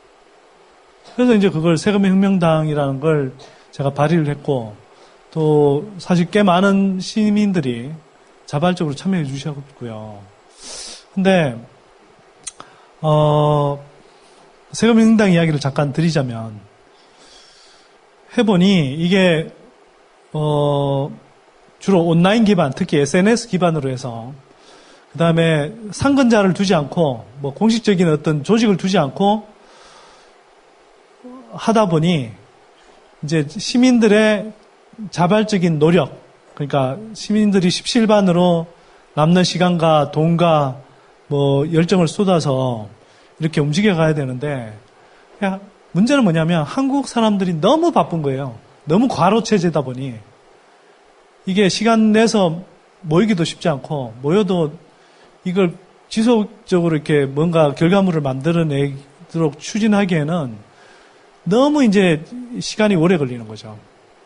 그런데 한국 사회가 또 얼마나 빨리 변합니까? 거기에 대해서 시시각각 이렇게 좀 대응을 하면 좋은데, 그러한 이렇게 기동력이 생기질 않더라고요. 그래서, 이게, 좀 해보니까, 지금 같은 모델로는, 계속 좀 지속하기 힘들겠다. 이렇게 해서 이제 제가 조금 어찌 보면 중간에 약간 허지부지 된 상태고, 또 한편으로는 제가 이제 경제연구소를 이렇게 출범하면서, 연구소를 통해서 조금 더 이렇게 어떤 사업 기반을 갖추고 일정한 작업력을 가지고, 그리고 상근자가 있는 상태에서 우회적으로나마 그걸 한번 좀 이렇게 달성해보고 싶다. 이런 사실 이제 욕구가 있죠. 그래서 저희 연구소 보고서 중에도 세금 재정 문제와 관련한 보고서들이 꽤 많이 나갑니다. 참고로 그렇고요. 좀 말이 길었는데, 현재로는 그래서 지금 한국에서 세금 문제가 굉장히 심각한데도 불구하고 이걸 대중적으로 참여해서 뭐 바꿔나갈 수 있는 그게 잘 없어요. 저도 안타깝죠. 그래서 언젠가는 기회가 되면 세금혁명당이라는 걸 다시 한번 해보고 싶습니다. 꼭 뭐 같은 이름은 아니라 할지라도. 그리고 그걸 정말 대중적인 풀뿌리 시민운동 또는 풀뿌리 정치 압력 조직으로 만들어서 근본적으로 나라 살림을 바꾸는 그런 압력을 좀 행사해보는 그런 통로를 좀 만들고 싶어요. 근데 언젠가는 되겠죠. 네, 언젠가는 될 수 있도록 계속 노력하겠습니다. 아까 구조조정 말씀하셨는데, 그럼 네. 공기업 같은 경우는 없앨 수가 없잖아요. 그럼 마찬가지로 임금을 삭감하거나 아니면 요금을 인상하거나 민영화를 하는 것이 그런 건강한 생태계에 도움이 된다고 생각하시는지. 아니요. 그건 좀 다른 문제입니다. 공기업은 공기업으로서의 역할이 있는 겁니다, 역할. 근데 문제는 제가 이제 그래서 공기업은 접근법이 좀 달라야 된다고 생각하는데요. 민간기업은 그게 우리가 뭐 꼭 공익적으로 필요해서 그걸 우리가 유지해야 될 이유가 굳이 없는 거잖아요, 어찌 보면. 시장의 판단에 일정하게 맡길 수 있는 거거든요. 근데 공기업은 그게 아니죠. 그게 아니기 때문에 우리가 공기업을 만들어 놓은 겁니다. 그죠? 그렇게 생각 안 하시나요? 그러니까 예를 들어서 상수도 또는 그러니까 상수도를 공급한다. 또 전력을 공급한다. 이게 원활하게 작동하지 않으면 굉장히 큰 문제가 생기고, 또 민간 기업에 그냥 맡겨놔서 예를 들어서 이게 수돗물 값을 엄청 올려버린다. 폭리를 취한다. 그러면 국민들 생활에 당장 큰 고통이 옵니다. 그렇기 때문에 공공 영역에 두고 컨트롤을 하는 거거든요. 자, 근데 문제는요, 지금 정부에서는 부채 줄인다 이런 관점에서만 접근하고 있고, 그 부채가 늘어난 게 사실은 공기업 직원들 탓이 아니고 자신들의 정책 실패 또 정권 차원의 과시적인 그런 뭐 국책사업 추진 이런 것들에 이제 공기업들이 동원되면서 사실 부채가 늘어난 거거든요. 대표적으로 코레일 그 2007년에 한 6조 원 정도 부채 있던 게 2013년 상반기에 18조 원으로 늘어났거든요. 18조 원. 3배로 늘어났습니다. 3배. 근데 이거 늘어난 거에 대부분은요. 용산국제업무지구 개발사업 그 무리하게 관료들 하라고 그래서 거기 들어가서 거기서 뭐 엄청나게 몇 조 원 부채가 늘어난 거고요. 그 다음에 민자사업으로 추진했던 인천공항철도 교통수요가 충분히 있다고 그랬죠. 근데 교통수요 예측 통행량의 7%, 즉 100명이 탄다고 이야기했는데 7명밖에 안 타는 그런 진짜 민자사업 만들어서 그거 가지고 그 민자사업자들한테 운영 수입 다 보장해 주도록 이렇게 계약 조건을 만들어서 엄청나게 퍼줬죠. 맥커리가 한 겁니다, 그거. 현대건설 컨소시엄이 있나. 해서 엄청나게 퍼줬어요. 퍼주다 보니까 그걸 감당이 안 되니까 그걸 코레일이 인수하도록 했거든요. 그래서 또 1조 2천억이 발생했습니다, 부채가. 그런 식이에요. 그래 놓고 나서는 공기업 코레일 직원들이 무슨 뭐 복리후생 후하게 타가서 부채가 엄청 늘어나게 한 것처럼 그렇게 이제 포장을 하죠. 일부 뭐 그런 부분이 있을 수 있어요. 근데 그게 본질이 아닌데 그런 식으로 몰고 가는 겁니다. 근데 그렇게 해갖고는요, 부채를 그렇게 늘려놨는데 이렇게 직원들 뭐 때려잡아서 부채가 줄겠습니까? 인건비 고작 해봐야 얼마 된다고요? 진짜 얼마 안 되거든요. 그러니까 코레일 같은 경우는 인건비가 좀 되지만 그중에서 줄일 수 있는 인건비라는 건 얼마 안 되고요. 그 다음에 특히 LH공사처럼 서비스를 하지 않고 이제 그냥 관리 인력이 있는 이런 경우는 인건비가요, 그 자체로 1%도 안 되거든요, 총비용에. 근데 거기에서 10%를 깎는다고 하는데 0.1% 깎는 거 아닙니까? 그거 깎아서 지금 LH공사 부채가 130조가 넘는데 그거 어떻게 감당합니까, 그걸? 그러니까 세 발이 피거든요. 자, 근데 중요한 건 뭐냐면요. 부채 축소 이전에 중요한 거는 공기업의 역할 전환이 지금 필요합니다. 역할 전환. 왜 역할 전환이 필요하냐? 수십 년 전에는 공기업으로서의 일정하게 목표와 사명이 그 시대에 필요했던 내용이에요. 예를 들어서 뭐 그게 바람직했느냐 안 했느냐를 떠나서 급격한 산업화와 도시화가 진행되면서 시골에 있던 사람들이 막 도시로 막 몰려들었죠. 그러니까 택지가 부족해졌죠. 그래서 아파트도 필요했죠. 그러니까 그때 근데 민간 건설 자본들은 부족했죠. 그러니까 그때 토시공사, 주택공사가 나온 겁니다. 그리고 삐뚤삐뚤한 농지 개량하기 위해서 농업기반공사가 나온 거고요. 그 다음에 수력 그 발전소 지으려고 하다 보니까 댐 만들고 했던 겁니다. 근데 그게 지금 다 필요한가요?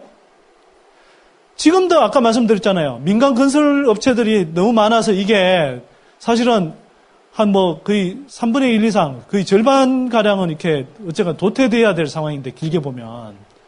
그런 상황이고, 민간 건설 자본도 넘쳐나는데 LH공사가 하고 있다라는 게 거의 비슷한 일을 하고 있잖아요.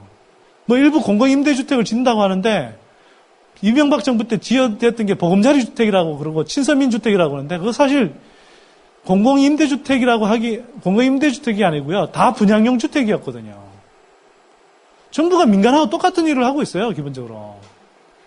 그러니까 LH공사 같은 경우는 이제는 1인 가구가 늘어나고 있고 저출산 고령화 시대에 따라서 그 시대의 수요에 맞게 진짜 민간이 아니라 민간에서 하지 않은 공공의 임대주택 사업자가 돼야 되는 겁니다. 그 목표에 충실해야 돼요. 그걸 하지 않고 계속 부채 해소하겠다라고 하면서 한쪽에 다른 사업을 만들어낸다. 그럼 부채는 한쪽에서 계속 늘어나는 거죠. 실제로 그 짓을 하고 있어요, 지금. 수자원공사? 사실은 시대적 소명을 다 했죠. 댐 더 지을 필요 없습니다, 지금. 그 댐 지을 돈을 가지고 사실은 각 가정이 절수할 수 있는 그 보조비로 쓰는 게 훨씬 낫거든요. 근데 이 개발 논리, 거기 때 생겨났던 조직을 유지하느라고 계속 댐 짓겠다고 막 헛된 소리 하다가 안 되니까 4대강 사업하고 경인운하 사업 버렸죠. 다 해물단지 돼 있는 거 아닙니까? 근데 그렇게 하느라고 수자원공사 빚이 8조가 늘어났어요. 멀쩡하던 공기업인데. 그리고 그 부채 이자를 감당하게 해주겠다고 신수구역 특별법을 만들었죠. 4대강 주변 하천 개발할 수 있도록 수자원공사 해줬고요. 그래서 LH공사가 검토하다가 포기한 부산의 에코델타시티라는 엄청난 5조 원짜리 사업이 있습니다. LH공사가 그냥 포기했겠어요? LH공사도 사업 막 이렇게 퍼지르고 그랬었는데 LH공사가 포기한 걸 에코델타시티 사업이라고 친수구역 특별법에 의한 수변 개발 사업, 일종의 시범 사업이라시고 5조짜리 사업을 지금 추진하고 있어요. 그거 제대로 될 것 같습니까? 제가 볼 때 안 되거든요.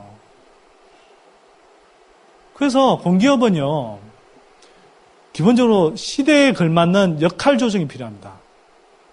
그래서 그 역할에 초점을 맞춰서 인력도 조직도 재배치를 해야 되는 거예요. 그걸 하지 않고 계속 시대착오적인 일을 하도록 만들면 계속 부채는 늘어나고 돈은 돈대로 쓰면서 이 나라를 위해서 좋은 게 하나도 없는 거죠. 헛짓하고 있는 겁니다. 답변이 됐나요? 그래서 이건 단순히 민영화한다 또는 뭐 그렇게 해서 답이 나오는 건 아닙니다. 오늘 강의 잘 들었습니다. 네. 근데 오늘 강의에서 거의 언급되지 않았던 문제, 부동산 문제 저는 좀 네. 관련해서 질문 좀 드리겠습니다. 네. 저희 장모님께서 작년에 이제 아파트를 실제로 파셨거든요. 예. 자녀 결혼 문제하고 이제 또 장인어른 은퇴 문제가 겹쳐서 네. 실제로 파셨어요. 그러니까 이제 은퇴자의 이제 문제가 거의 네. 이제 부동산 가격에 이제 영향을 줄 거라는 예측. 네. 그게 실제로 제 주변에서 일어난 거죠. 근데 네. 이제 장모님이 그걸 파시고 네. 올해 초에 집값이 오를 거라는 이 언론의 이 여러 선동에 의해서 네. 굉장히 불안해 하시고요. 네. 그래서 또 집값이 또 오르면 어떡하지? 이런 걱정을 또 하시더라고요. 아니 이미 파셨는데 뭘 불안해요? 아니, 근데 그러니까 이제 팔았는데 오르면 어떡하지? 이런 걱정을 또 하시더라고요. 네, 그러니까 아까워하시는 거군요. 이제 오르면 또 손해를 본다는 느낌. 네. 그게 이제 그런데 저는 얘기를 하죠. 오를 리는 없다라고 얘기를 하는데 그래도 불안해 하시더라고요. 그래서 이제 저는 이제 좀 더 구체적으로 혹시 가지고 계신 도표나 자료 중에 혹시 가지고 계신 게 있으면 저는 이걸 중점으로 좀 설명을 좀 해주셨으면 좋겠는데요. 그러니까 최근에 집값이 꺾이는 지점부터 집값은 조금씩 꺾여서 하향세를 띄었고요. 또 이제 가계 부문에서는 소득이 많이 늘지 않았지만 네. 조금씩 실질 소득이 증가를 하면서 실제로 이제 요런 변수에 의해서 실질적으로 이럼에도 불구하고 집값이 오르긴 힘들다는 어떤 그런 이제 저는 전망을 가지고 있는데 그 부분에 대해서 예. 좀 설명을 좀 부탁드립니다. 예. 제가 이럴 줄 알고 슬라이드 준비해 온 겁니다, 이거. 예. 이건 제가 답변용으로 꽁쳐 놓은 거예요. 그리고 사실 세계의 명적, 예. 선대인 미친 부동산을 말하다. 이 책을 읽으시면 다 답변이 있고, 선행학습도 하신 분이, 모르겠어요. 저한테 말할 기회를 주기 위해서 일부러 질문하신 게 아닌가 싶기도 한데, 제가 김어준의 KFC 2회째에 요 도표 3개를 가지고 설명한 적이 있어요. 집값 바닥이 허구다. 왜 허구냐? 1986년부터 주택 가격이 두 번의 사이클을 지금 거치고 있습니다. 한 번은, 80년대 후반에 올라서 91년 초에 정점을 찍고 외환위기 때까지 실질 가격으로 반토막이 났다가 또 2009년 정도까지 계속 올랐죠. 그러다가 2009년 10월부터 다시 이제 내리막길을 걷고 있는 겁니다. 그래서 요 지수로 따졌을 때 한 80 정도가 바닥이라고 하면 지금 아직 141.1 정도에 가 있으니까 여전히 높은 상태죠. 물론 고점일 때 한 175 정도에 비하면 좀 빠졌지만 그래서 제가 이제 늘 쓰는 비유가 신체에 비유했을 때 머리 꼭대기에서 이제 한 어깨 쭉지 약간 아래까지 내려온 상태다. 근데 아직도 제가 보기에는 완전히 거품이 빠지려면 발바닥까지 내려갈 일이 남아있고 중간에 약간 그게 좀 빨리 반등한다 치더라도 무릎 정도까지는 가야 뭐 집값 바닥이니 아니니 이렇게 좀 논쟁을 벌여볼 수 있는데 지금 어깨 쭉지에 와 있는 상황에서 여기서 집값 바닥이라고 그러면 이건 넌센스라는 거죠, 제 말은. 이건요, 부동산 시장은요, 이게 한국만 그런 게 아니고요, 대다수의 나라가 보통 10년에서 20년 정도의 주기를 두고 사이클을 그립니다. 파동을 그려요. 이게 지난해 그 노벨 경제학상 받은 로버트 실러 교수, 로버트 실러 교수가 실제로 만들어낸 방법론을 제가 사용한 거예요. 그렇게 해서 보여드린 겁니다. 실질 가격상으로 이렇게 나타내보면 뚜렷하게 사이클이 보이잖아요. 보이시죠? 어깨 쭉지까지 와 있는 겁니다. 여기서 어깨 쭉지에서 다시 올라가서 머리 꼭대기를 뚫고 올라간다? 그렇게 안 됩니다. 특히나 그렇게 안 되는 이유는 뭐냐? 부채 때문에 그렇습니다. 부채. 집값 거품이 빠졌다라고 할 때는요, 사실 제가 이걸 주택 가격 흐름으로 보여드렸습니다만, 한국은 주택 가격 흐름이 아니라요, 부채의 수준으로 보면, 실제로는 거품이 하나도 안 빠졌고요, 오히려 지금 거품이 계속 커지고 있는 겁니다. 폭탄 돌리기 하고 있는 거예요. 왜? 2004년에 470조이던 가계부채가 지금 1021조 원이 돼서 더블이 넘어섰잖아요. 2008년 이후로도 지금 한 300조 이상, 거의 350조 가까이 늘어났거든요. 다른 나라들이 다 공공부채는 늘려도 가계부채, 민간부채는 줄일 때 우리는 공공부채도 잔뜩 늘렸는데 민간부채도 잔뜩 늘린 거예요. 그래서 가계소득 대비해서 부채 비율이라는 걸 구해보면요. 우리가 2007년에 이미 미국보다 더 높아서 145%였는데, 즉 1억이 있으면 1억 4,500 정도의 부채를 갖고 있었는데 이게 지난해 말 기준으로 170%를 넘은 거예요. 근데 같은 기간에 미국은 133%이던 게 105%로 빠졌거든요. 이만큼 부채를 뺐으니까 그나마 집값이 바닥을 치고 일정하게 이제 반등할 수도 있다. 이렇게 이야기할 수 있는 겁니다. 근데요, 한국은요, 빚을 줄여서 그 다음에 소득을 일정하게 축적해야 다시 집을 사줄 여력이 생길 거 아닙니까? 근데 소득은 늘지 않았는데 부채는 잔뜩 늘어났어요. 왜? 앞에서 소득으로 집 살 사람들 다 샀고 2000년 초중반에 그 이후로는 마른 수건 쥐어짜듯이 해서 빚내서 집 살 사람들도 이제 계속 지금 쥐어짜서 이렇게 몇 년 동안 흘러오고 있는 거거든요. 그러니까 잠깐 뭐 반등하는 것처럼 부영책 나오면 잠깐 일시적으로 반등하는 것처럼 보일지 모르나 그게 몇 개월 안 가서 계속 꼬꾸라지고 하는 겁니다. 왜? 더 이상 빚내서 집 사줄 사람들도 별로 없거든요. 근데 이 부채 문제가 지금 갈수록 심각해지고 있죠. 가계부채가 해소되지 않는 한요, 집값 바닥을 논하지 마라. 그 다음에 대세 상승은 없다. 저는 거의 확신합니다. 참고로 이제 거래량 측면에서도 참고로 좀 말씀을 드리면 이렇습니다.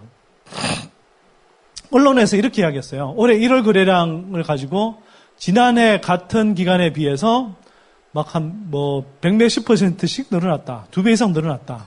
또 2월 거래량은 2006년 이후 사상 최대의 2월 거래량으로는 사상 최대의 거래량을 기록했다. 그 표현만 들으면 엄청나게 늘어난 것 같죠, 거래량이. 아니, 앞에 제 그래프를 보지 마시고요. 그냥 그 표현 자체만 한번 생각해 보십시오. 엄청나게 늘어난 것처럼 느껴지죠, 그 표현들이. 그런 표현들이 계속 언론에서 난무했어요. 그래서 사람들이 정말 거래량이 엄청 늘어나나 보다. 그 집값 바닥인가 보다. 불안해하는 거죠. 근데 그래프 한번 보십시오, 이게. 요게 1월 거래량이고요. 요게 2월 거래량이거든요. 엄청 늘어나 있는 겁니까? 여러분 보시기에? 막 갑자기 이게 막 거래량이 폭증해서 집값이 진짜 바닥을 치고 날아오를 것 같으세요? 아니죠? 아닙니다. 왜냐하면 심지어 지난해 10월, 11월, 12월 달 거래량보다도 더 줄어들어 있거든요. 근데 다만 굉장히 특수한 기간하고 비교하는 겁니다. 예를 들어 2012년 1월, 2013년 1월하고 비교하면 올해 1월의 거래량은 많이 늘어난 것처럼 보여요. 근데 여기 지금 그래프 보시면 아시겠지만 2012년, 2013년 1월의 거래량이 지난 2006년 이래로 가장 낮은 수준의 거래량이죠. 왜 이랬을까? 2011년 연말까지 취득세 감면해줬고 2012년 연말까지 취득세 감면해줬거든요. 취득세 감면 막판에 12월 말에 거래량이 막 몰립니다. 이걸 막달 효과라고 그러죠. 그래서 거래량이 확 올라가요. 그 다음에 취득세 감면 기간 끝나면 확 떨어집니다. 2012년 말에도 똑같은 현상이 일어나요. 그래서 그 거래 절벽이 왔을 때 그 1월 달의 거래량을 가지고 그거와 비교해서 이렇게 엄청나게 늘어났다라고 이야기를 하는 겁니다. 그렇게 비율로 비교를 하니까 엄청나게 증가한 것처럼 표현이 되지만 실제로 눈앞에서 생생하게 보시듯이 큰 흐름에서 거래량이 늘어난 게 아닙니다, 이게. 오히려 지난해 연말보다도 더 줄어 있다니까요. 그리고 이게 지금 2007년 이후로는 사실은 뭐 여러분들 느끼시겠지만 수도권의 경우에 특히 주택시장 침체가 이미 그때부터 시작됐거든요. 거래량이 이미 많이 위축된 상태에서도 이렇다라는 겁니다. 그 흐름을 못 벗어나고 있는 거죠. 그래서 제가 2000년부터 그러니까 2006년까지 이건 집계가 안 돼 있어서 제가 추정을 해봤고요. 뭐 분석 방법론을 이용해서 이제 추정을 해봤는데 이 큰 흐름을 보시면 이렇습니다. 2000년에 예를 들어 전국 아파트 거래량이 막 40만 원, 50만 원 이랬는데 지금요 이제 2012년, 13년 오면서 20만 원 수준에서 14만 원 이 정도 수준으로 내려오고 있는 겁니다. 계속 위축되고 있어요. 계속. 아까 말씀드렸듯이 뭐 외환위기 직후에 그때는 집값도 싸고 소득도 좀 생겨났고 그래서 집을 샀는데 이제 점점 집값이 비싸지면서 그 다음에 소득 여력이 있는 사람들이 앞에 상대적으로 다 사버려서 빚을 지지 않고는 집을 살 수가 없었던 겁니다. 근데 그 사람들조차 이제 고갈돼 버리니까 사줄 사람이 없는 거죠. 그래서 거래가 안 일어나는 겁니다. 이런 지경인데 어떻게 집값이 올라갑니까? 예. 올라갈 것 같으세요? 아니요, 저는 안 올라간다고 확신하지만 예. 장모님께서 예. 그래서 제 책을 꼭 읽히십시오. 그래서. 그래서 제가 사인해서 네. 한번 읽혀드릴게요. 아니, 이게 저만의 판타지가 아니죠. 제 설명을 들어보면, 여러분들 입장에서도 그냥 들어보면, 이거 올라갈 것 같으세요? 집값이? 일시적으로 몇 달은 뭐 반짝할 수 있어요. 근데 큰 흐름에서 몇 달을 넘어서 몇 년 동안 막 오름세가 이렇게 나타날 것 같으십니까? 안 나타납니다. 진짜 아무런 걱정하지 마세요. 정말, 뭐 이런 말까지 하면 안 될지 모르겠지만, 정말 이게 몇 달 흐름을 넘어서 몇 년 동안 대세 상승 흐름이 지금 나타난다. 그러면 제가 진짜 손에 장을 지집니다. 진짜. 그러니까 꼭 폭락한다가 아니라 필연적이라고 이야기한 건 아닙니다. 어떻게 대응하느냐에 따라서 지금도 폭락을 저는 막을 수 있다고 봐요. 사실 그러자고 자꾸 제가 이제 견착륙이라는 표현을 쓰거든요. 견착륙. 연착륙도 아니고 경착륙도 아닌 견착륙을 이야기합니다. 견착륙은 뭐냐? 영어로 표현하면 firm landing이에요. firm landing. firm landing이라는 건 이렇습니다. 흔히 말하는 연착륙을 하면 제일 좋죠. soft landing. 그러니까 비행기가 착륙할 때 그냥 정상적으로 큰 충격 없이 원활하게 이렇게 정상적으로 이렇게 할 줄에 내리면 좋습니다. 근데 가계부채 1,000조 원 넘게 쌓아놓고 하우스푸어가 넘쳐나도록 만들어놓고 좀비 건설업체들 잔뜩 늘어나 있는데 저 구조조정 전혀 안 하고 있는 상태에서 아무런 충격 없이 지금 부동산 거품을 뺄 수는 없어요. 근데 그렇다고 막 진짜 와장창 깨지는 폭락 사태가 오면 그거조차도 위험합니다. 그 제가 이렇게 계속 경고했어요. 오히려 이렇게 계속 부양책을 단기적으로 연착륙론을 부러지면서 결국은 빚내서 집 사라고 해서 계속 부양책을 쓰면 쓸수록 부동산 거품이 커져서 진짜 경착륙이 올 수 있다. 진짜 큰 폭락 사태가 올 수 있다. 이렇게 제가 계속 경고를 해온 겁니다. 이렇게 이야기했더니 저보고 폭락론자래요.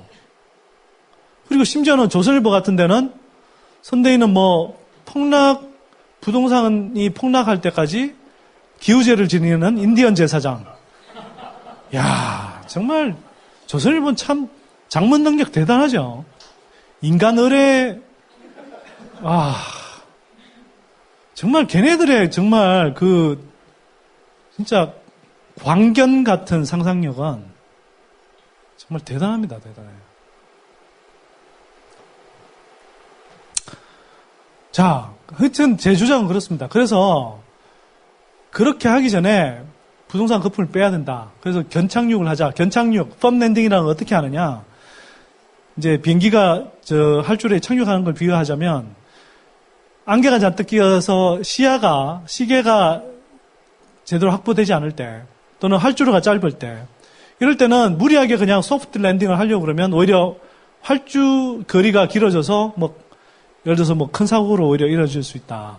그래서 그럴 때는 가감하게 이 땅에 닿을 때 조금 마찰력을 높이는 방식으로 착륙을 해서 단기적으로는 충격이 있지만 그래서 이제 제동력을 높여서 큰 사고를 방지하게 하는 이게 바로 펌랜딩입니다. 이걸 하자는 거예요. 지금 한국 경제는 부동산 시장은 펌랜딩 말고 소프트 랜딩 불가능합니다. 제가 볼 때. 그 자체가 불가능해요. 그러면 사회적으로 합의를 해서 단기적으로는 조금 충격이 있더라도 길게 보면 정말 큰 충격을 피하는 방법을 써야 된다.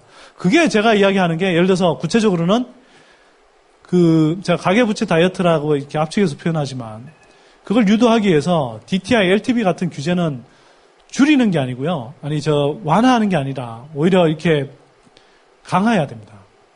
그래서 점진적으로 지금 그 비율이 상당히 느슨하게 돼 있는데 제가 볼 때는 그걸 점진적으로 줄여서 그 범위를 넘는 사람들이 그 가게들이 빚을 이렇게 갚아나가도록 그렇게 만들어줘야 되고요.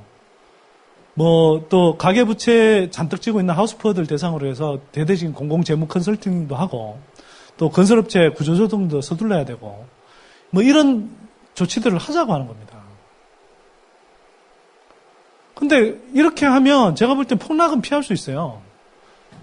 그럴 수 있는데 그러지 않고 계속 지금 해왔던 기조대로 이명박 정부, 박근혜 정부에서 계속 하고 있는 기조대로 빚내서 집 사라 그러면 지금 천조 간 넘었는데 2017년쯤 되면 한 1200조, 1300조 될 겁니다. 가계부채가 이 추세로 가면. 감당할 수 있을까요? 더구나 아까 제가 말씀드렸죠. 한국중앙은행은 금리 올리고 싶지 않아도 전 세계적으로 출구 전략에 따라서 전 세계적인 금리가 올라갈 수 있습니다. 올라갈 가능성이 거의 기정사실화 되어 있습니다. 그때 되면요. 그래서 저는 큰 폭락이 오기 전에 선제적으로 조금씩 이 비유를 하자면 바람이 잔뜩 들어있는 풍선에 바람 구멍을 열어서 조금씩 빼나가자. 물론 그걸 바늘로 쿡 찔러서 이제 빵 터뜨릴 수는 없으니까 그렇게 주장을 하는 거고요. 정부는 말로는 연착륙 이야기하지만 풍선에서 바람이 좀 빠질만 하면 다시 바람을 집어넣고 해서 지금 풍선에 바람을 더 빵빵하게 이렇게 채워넣고 있는 겁니다. 강연 감사하게 잘 들었고요. 제가 질문 드리는 게 답변이 가능하실지 모르겠는데 제 주변에도 보면 흔히들 삼성, 현대, 우리나라 대기업들이 망하면 삼성이 망하면 대한민국이 망한다. 그러니까 삼성이 잘 돼야 된다라고 이렇게 믿고 계시는 분, 그 신념을 갖고 계신 분들이 꽤 돼요. 근데 제가 여쭤보고 싶은 건 이게 제가 사전 지식이 제가 올바른지 모르겠는데 그 핀란드 같은 경우도 노키아가 주저앉기 전에 우리나라에서 대한민국에다 삼성이 차지하는 비중보다 오히려 그 경제력 집중도나 의존도나 이게 더 컸다고 들었거든요. 네, 네. 근데 이제 실질적으로 노키아는 그 스마트폰에 잘 대응을 못해서 결국은 망해서 핀란드가 망할 거라고 생각했던 그 사람들 환상이 오히려 지금 그 좀 나아졌다 그러거든요. 제가 알고 있는 게 네, 제대로 알고 있는 건지 모르겠는데 네. 그 노키아가 오히려 주저앉으면서 핀란드 경제에는 오히려 그 핀란드가 그냥 정상적인 위치에 있을 때보다도 나아졌다라고 그렇게 주장하시는 분들도 있고 네. 그렇게 들었는데 네. 그러면 그게 그 대한민국에서도 그게 그런 현상이 가능할 것인가 아니면 핀란드가 실질적으로 그렇게 저기 좀 알고 계시는 정보가 있으시다면 어느 정도나 핀란드가 그 정상적인 위치 잘 나가고 있을 때보다 어느 정도나 더 나아졌는지 그런 걸 좀 설명 가능하신 데까지만이라도 좀 부탁을 드리겠습니다. 네. 뭐 일부는 맞게 알고 계신데요. 그 일부는 조금 잘못 알고 계신 것도 있습니다. 그 핀란드가 노키아가 무너져서 그 노키아가 망한 충격을 일정하게는 흡수했지만 그렇다고 노키아가 망하기 전에 망한 거 아니죠 사실. 그 노키아가 했던 그 과거에 그 위세에서 이렇게 무너진 수준을 뭐 완전히 회복한 상태는 절대 아닙니다. 네. 그런데요.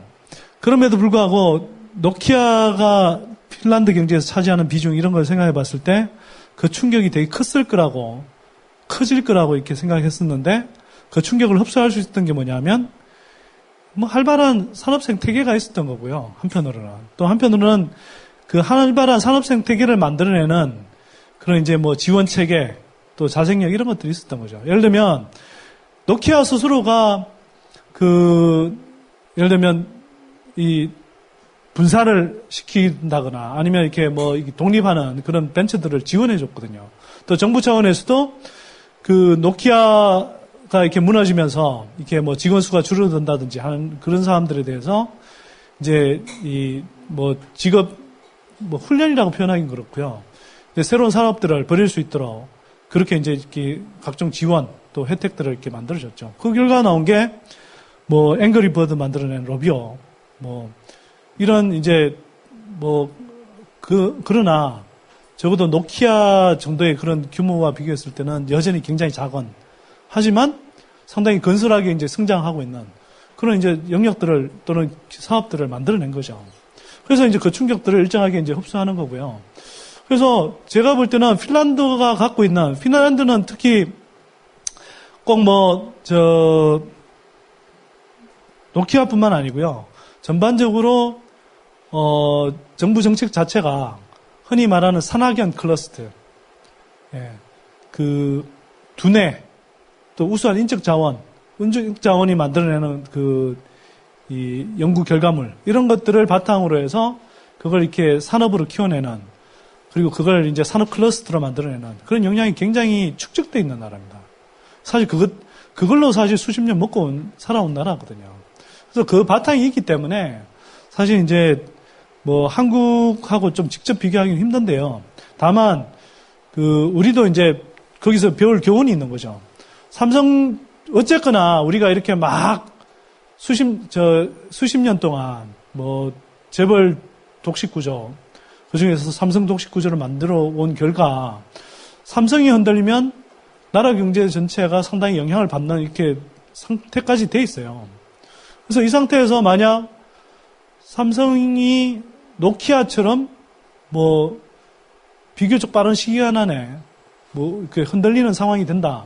그럼 상당한 여파가 있겠죠, 당연히. 그래서 그럴 때에 대비해서 이제 정부의 정책 체계, 지원 체계 이런 것들을 바꿔야 되는 거죠. 제가 아까 R&D 이야기를 했는데요. R&D 말로는 뭐 첨단 과학 기술에 이렇게 뭐 우리가 투자하는 것처럼 보이지만 사실 대기업들이 자비로 해야 될 걸 우리가 그냥 그 공공의 돈으로 해주고 있는 거거든요. 그 돈들을 사실은 삼성을 위해 쓰는 게 아니고 또는 현대차 같은 데를 위해 쓰는 게 아니라 중견기업, 중소기업들한테 쓰는 겁니다. 중소기업들 예를 들어서 직원 훈련, 교육하는 데 써주고 마케팅, 컨설팅 해주는 데 써주고 그 다음에 해외 판로 개척 하는데 써주고, 그 다음에 한편으로는 그 돈들의 상당 부분을 대기업들한테 가는 구조가 아니라 정말 제대로 된 산학연 클러스터 구조를 만들어서 거기에 돈이 가도록 하는 구조, 이런 걸 만들어줘야 되는 거죠. 그런 체계를 만들어주지 않으면, 만들지 않고 만들어 놓지 않은 상황에서 삼성전자가 무너지면 상당 기간 사실 충격이 있을 겁니다. 저는 그게 걱정이긴 해요. 근데 그렇게 걱정이라면 지금부터라도 대비를 해야 되잖아요. 근데 문제는 계속 밀어주던 놈, 잘 나가는 놈 계속 밀어주기. 이게 정말 유일한 정책처럼 보이는 식으로 계속 가고 있으니까 그게 답답한 거죠. 하여튼 만나 뵈서 반갑고요. 제 말씀 좀 들으면 약간 힘 빠질 수도 있는데요. 제가 늘 드리는 말씀은 이렇습니다. 괴롭지만 정확한 현실을 직시하지 않으면 그 현실을 바꿀 수 있는 기회는 영영 없습니다. 그래서 제가 저도 좀 밝은 이야기 좀 해드리고 싶지만 그 밝은 세상을 만들기 위해서라도 지금 당장은 약간은 우울하고 약간은 참담한 현실을 좀 직시할 수밖에 없다. 그리고 그걸 기득권 언론에서 잘 안 보여주기 때문에 저라도 계속 좀 강조해서 뜯을 수밖에 없다. 그런 거고요. 오늘 강연도 사실 그런 차원에서 말씀을 드렸습니다. 다만 중요한 건요. 그럼에도 불구하고 그냥 부정적인 현실에 압도돼서 우리가 기운을 잃지는 않았으면 좋겠습니다. 아까 제가 북한 이야기도 하고 그랬지만 우리가 전략을 잘 쓰고 제대로 된 그 정책을 구사하면요. 또 제대로 세금을 걷어서 나라 살림살이 제대로 하면 저는 그걸 한 해, 두 해만 해는 안 되겠지만 10년, 20년 꾸준하게 제대로 된 사회경제 구조 만들어서 제대로 돈을 쓰면 저는 한국은 충분히 가능성이 있는 나라라고 생각합니다. 어찌 보면 시스템만 잘 만들어주면 뛰어난 인재들이 곳곳에 있어서 그 시스템이 정말 잘 굴러가기 시작하면 너무 잘 될까봐 걱정되어 있는 나라이기도 합니다. 그래서 기운 잃지 마시고요. 우리가 힘내야 새로운 세상도 만들 수 있고 새로운 미래도 열 수 있다고 생각합니다. 그래서 오늘 오신 분들 다 각자 영역에서 힘내시고 다들 자신들의 역할 좀 하시길 바라고요. 저는 이만 물러가겠습니다. 고맙습니다.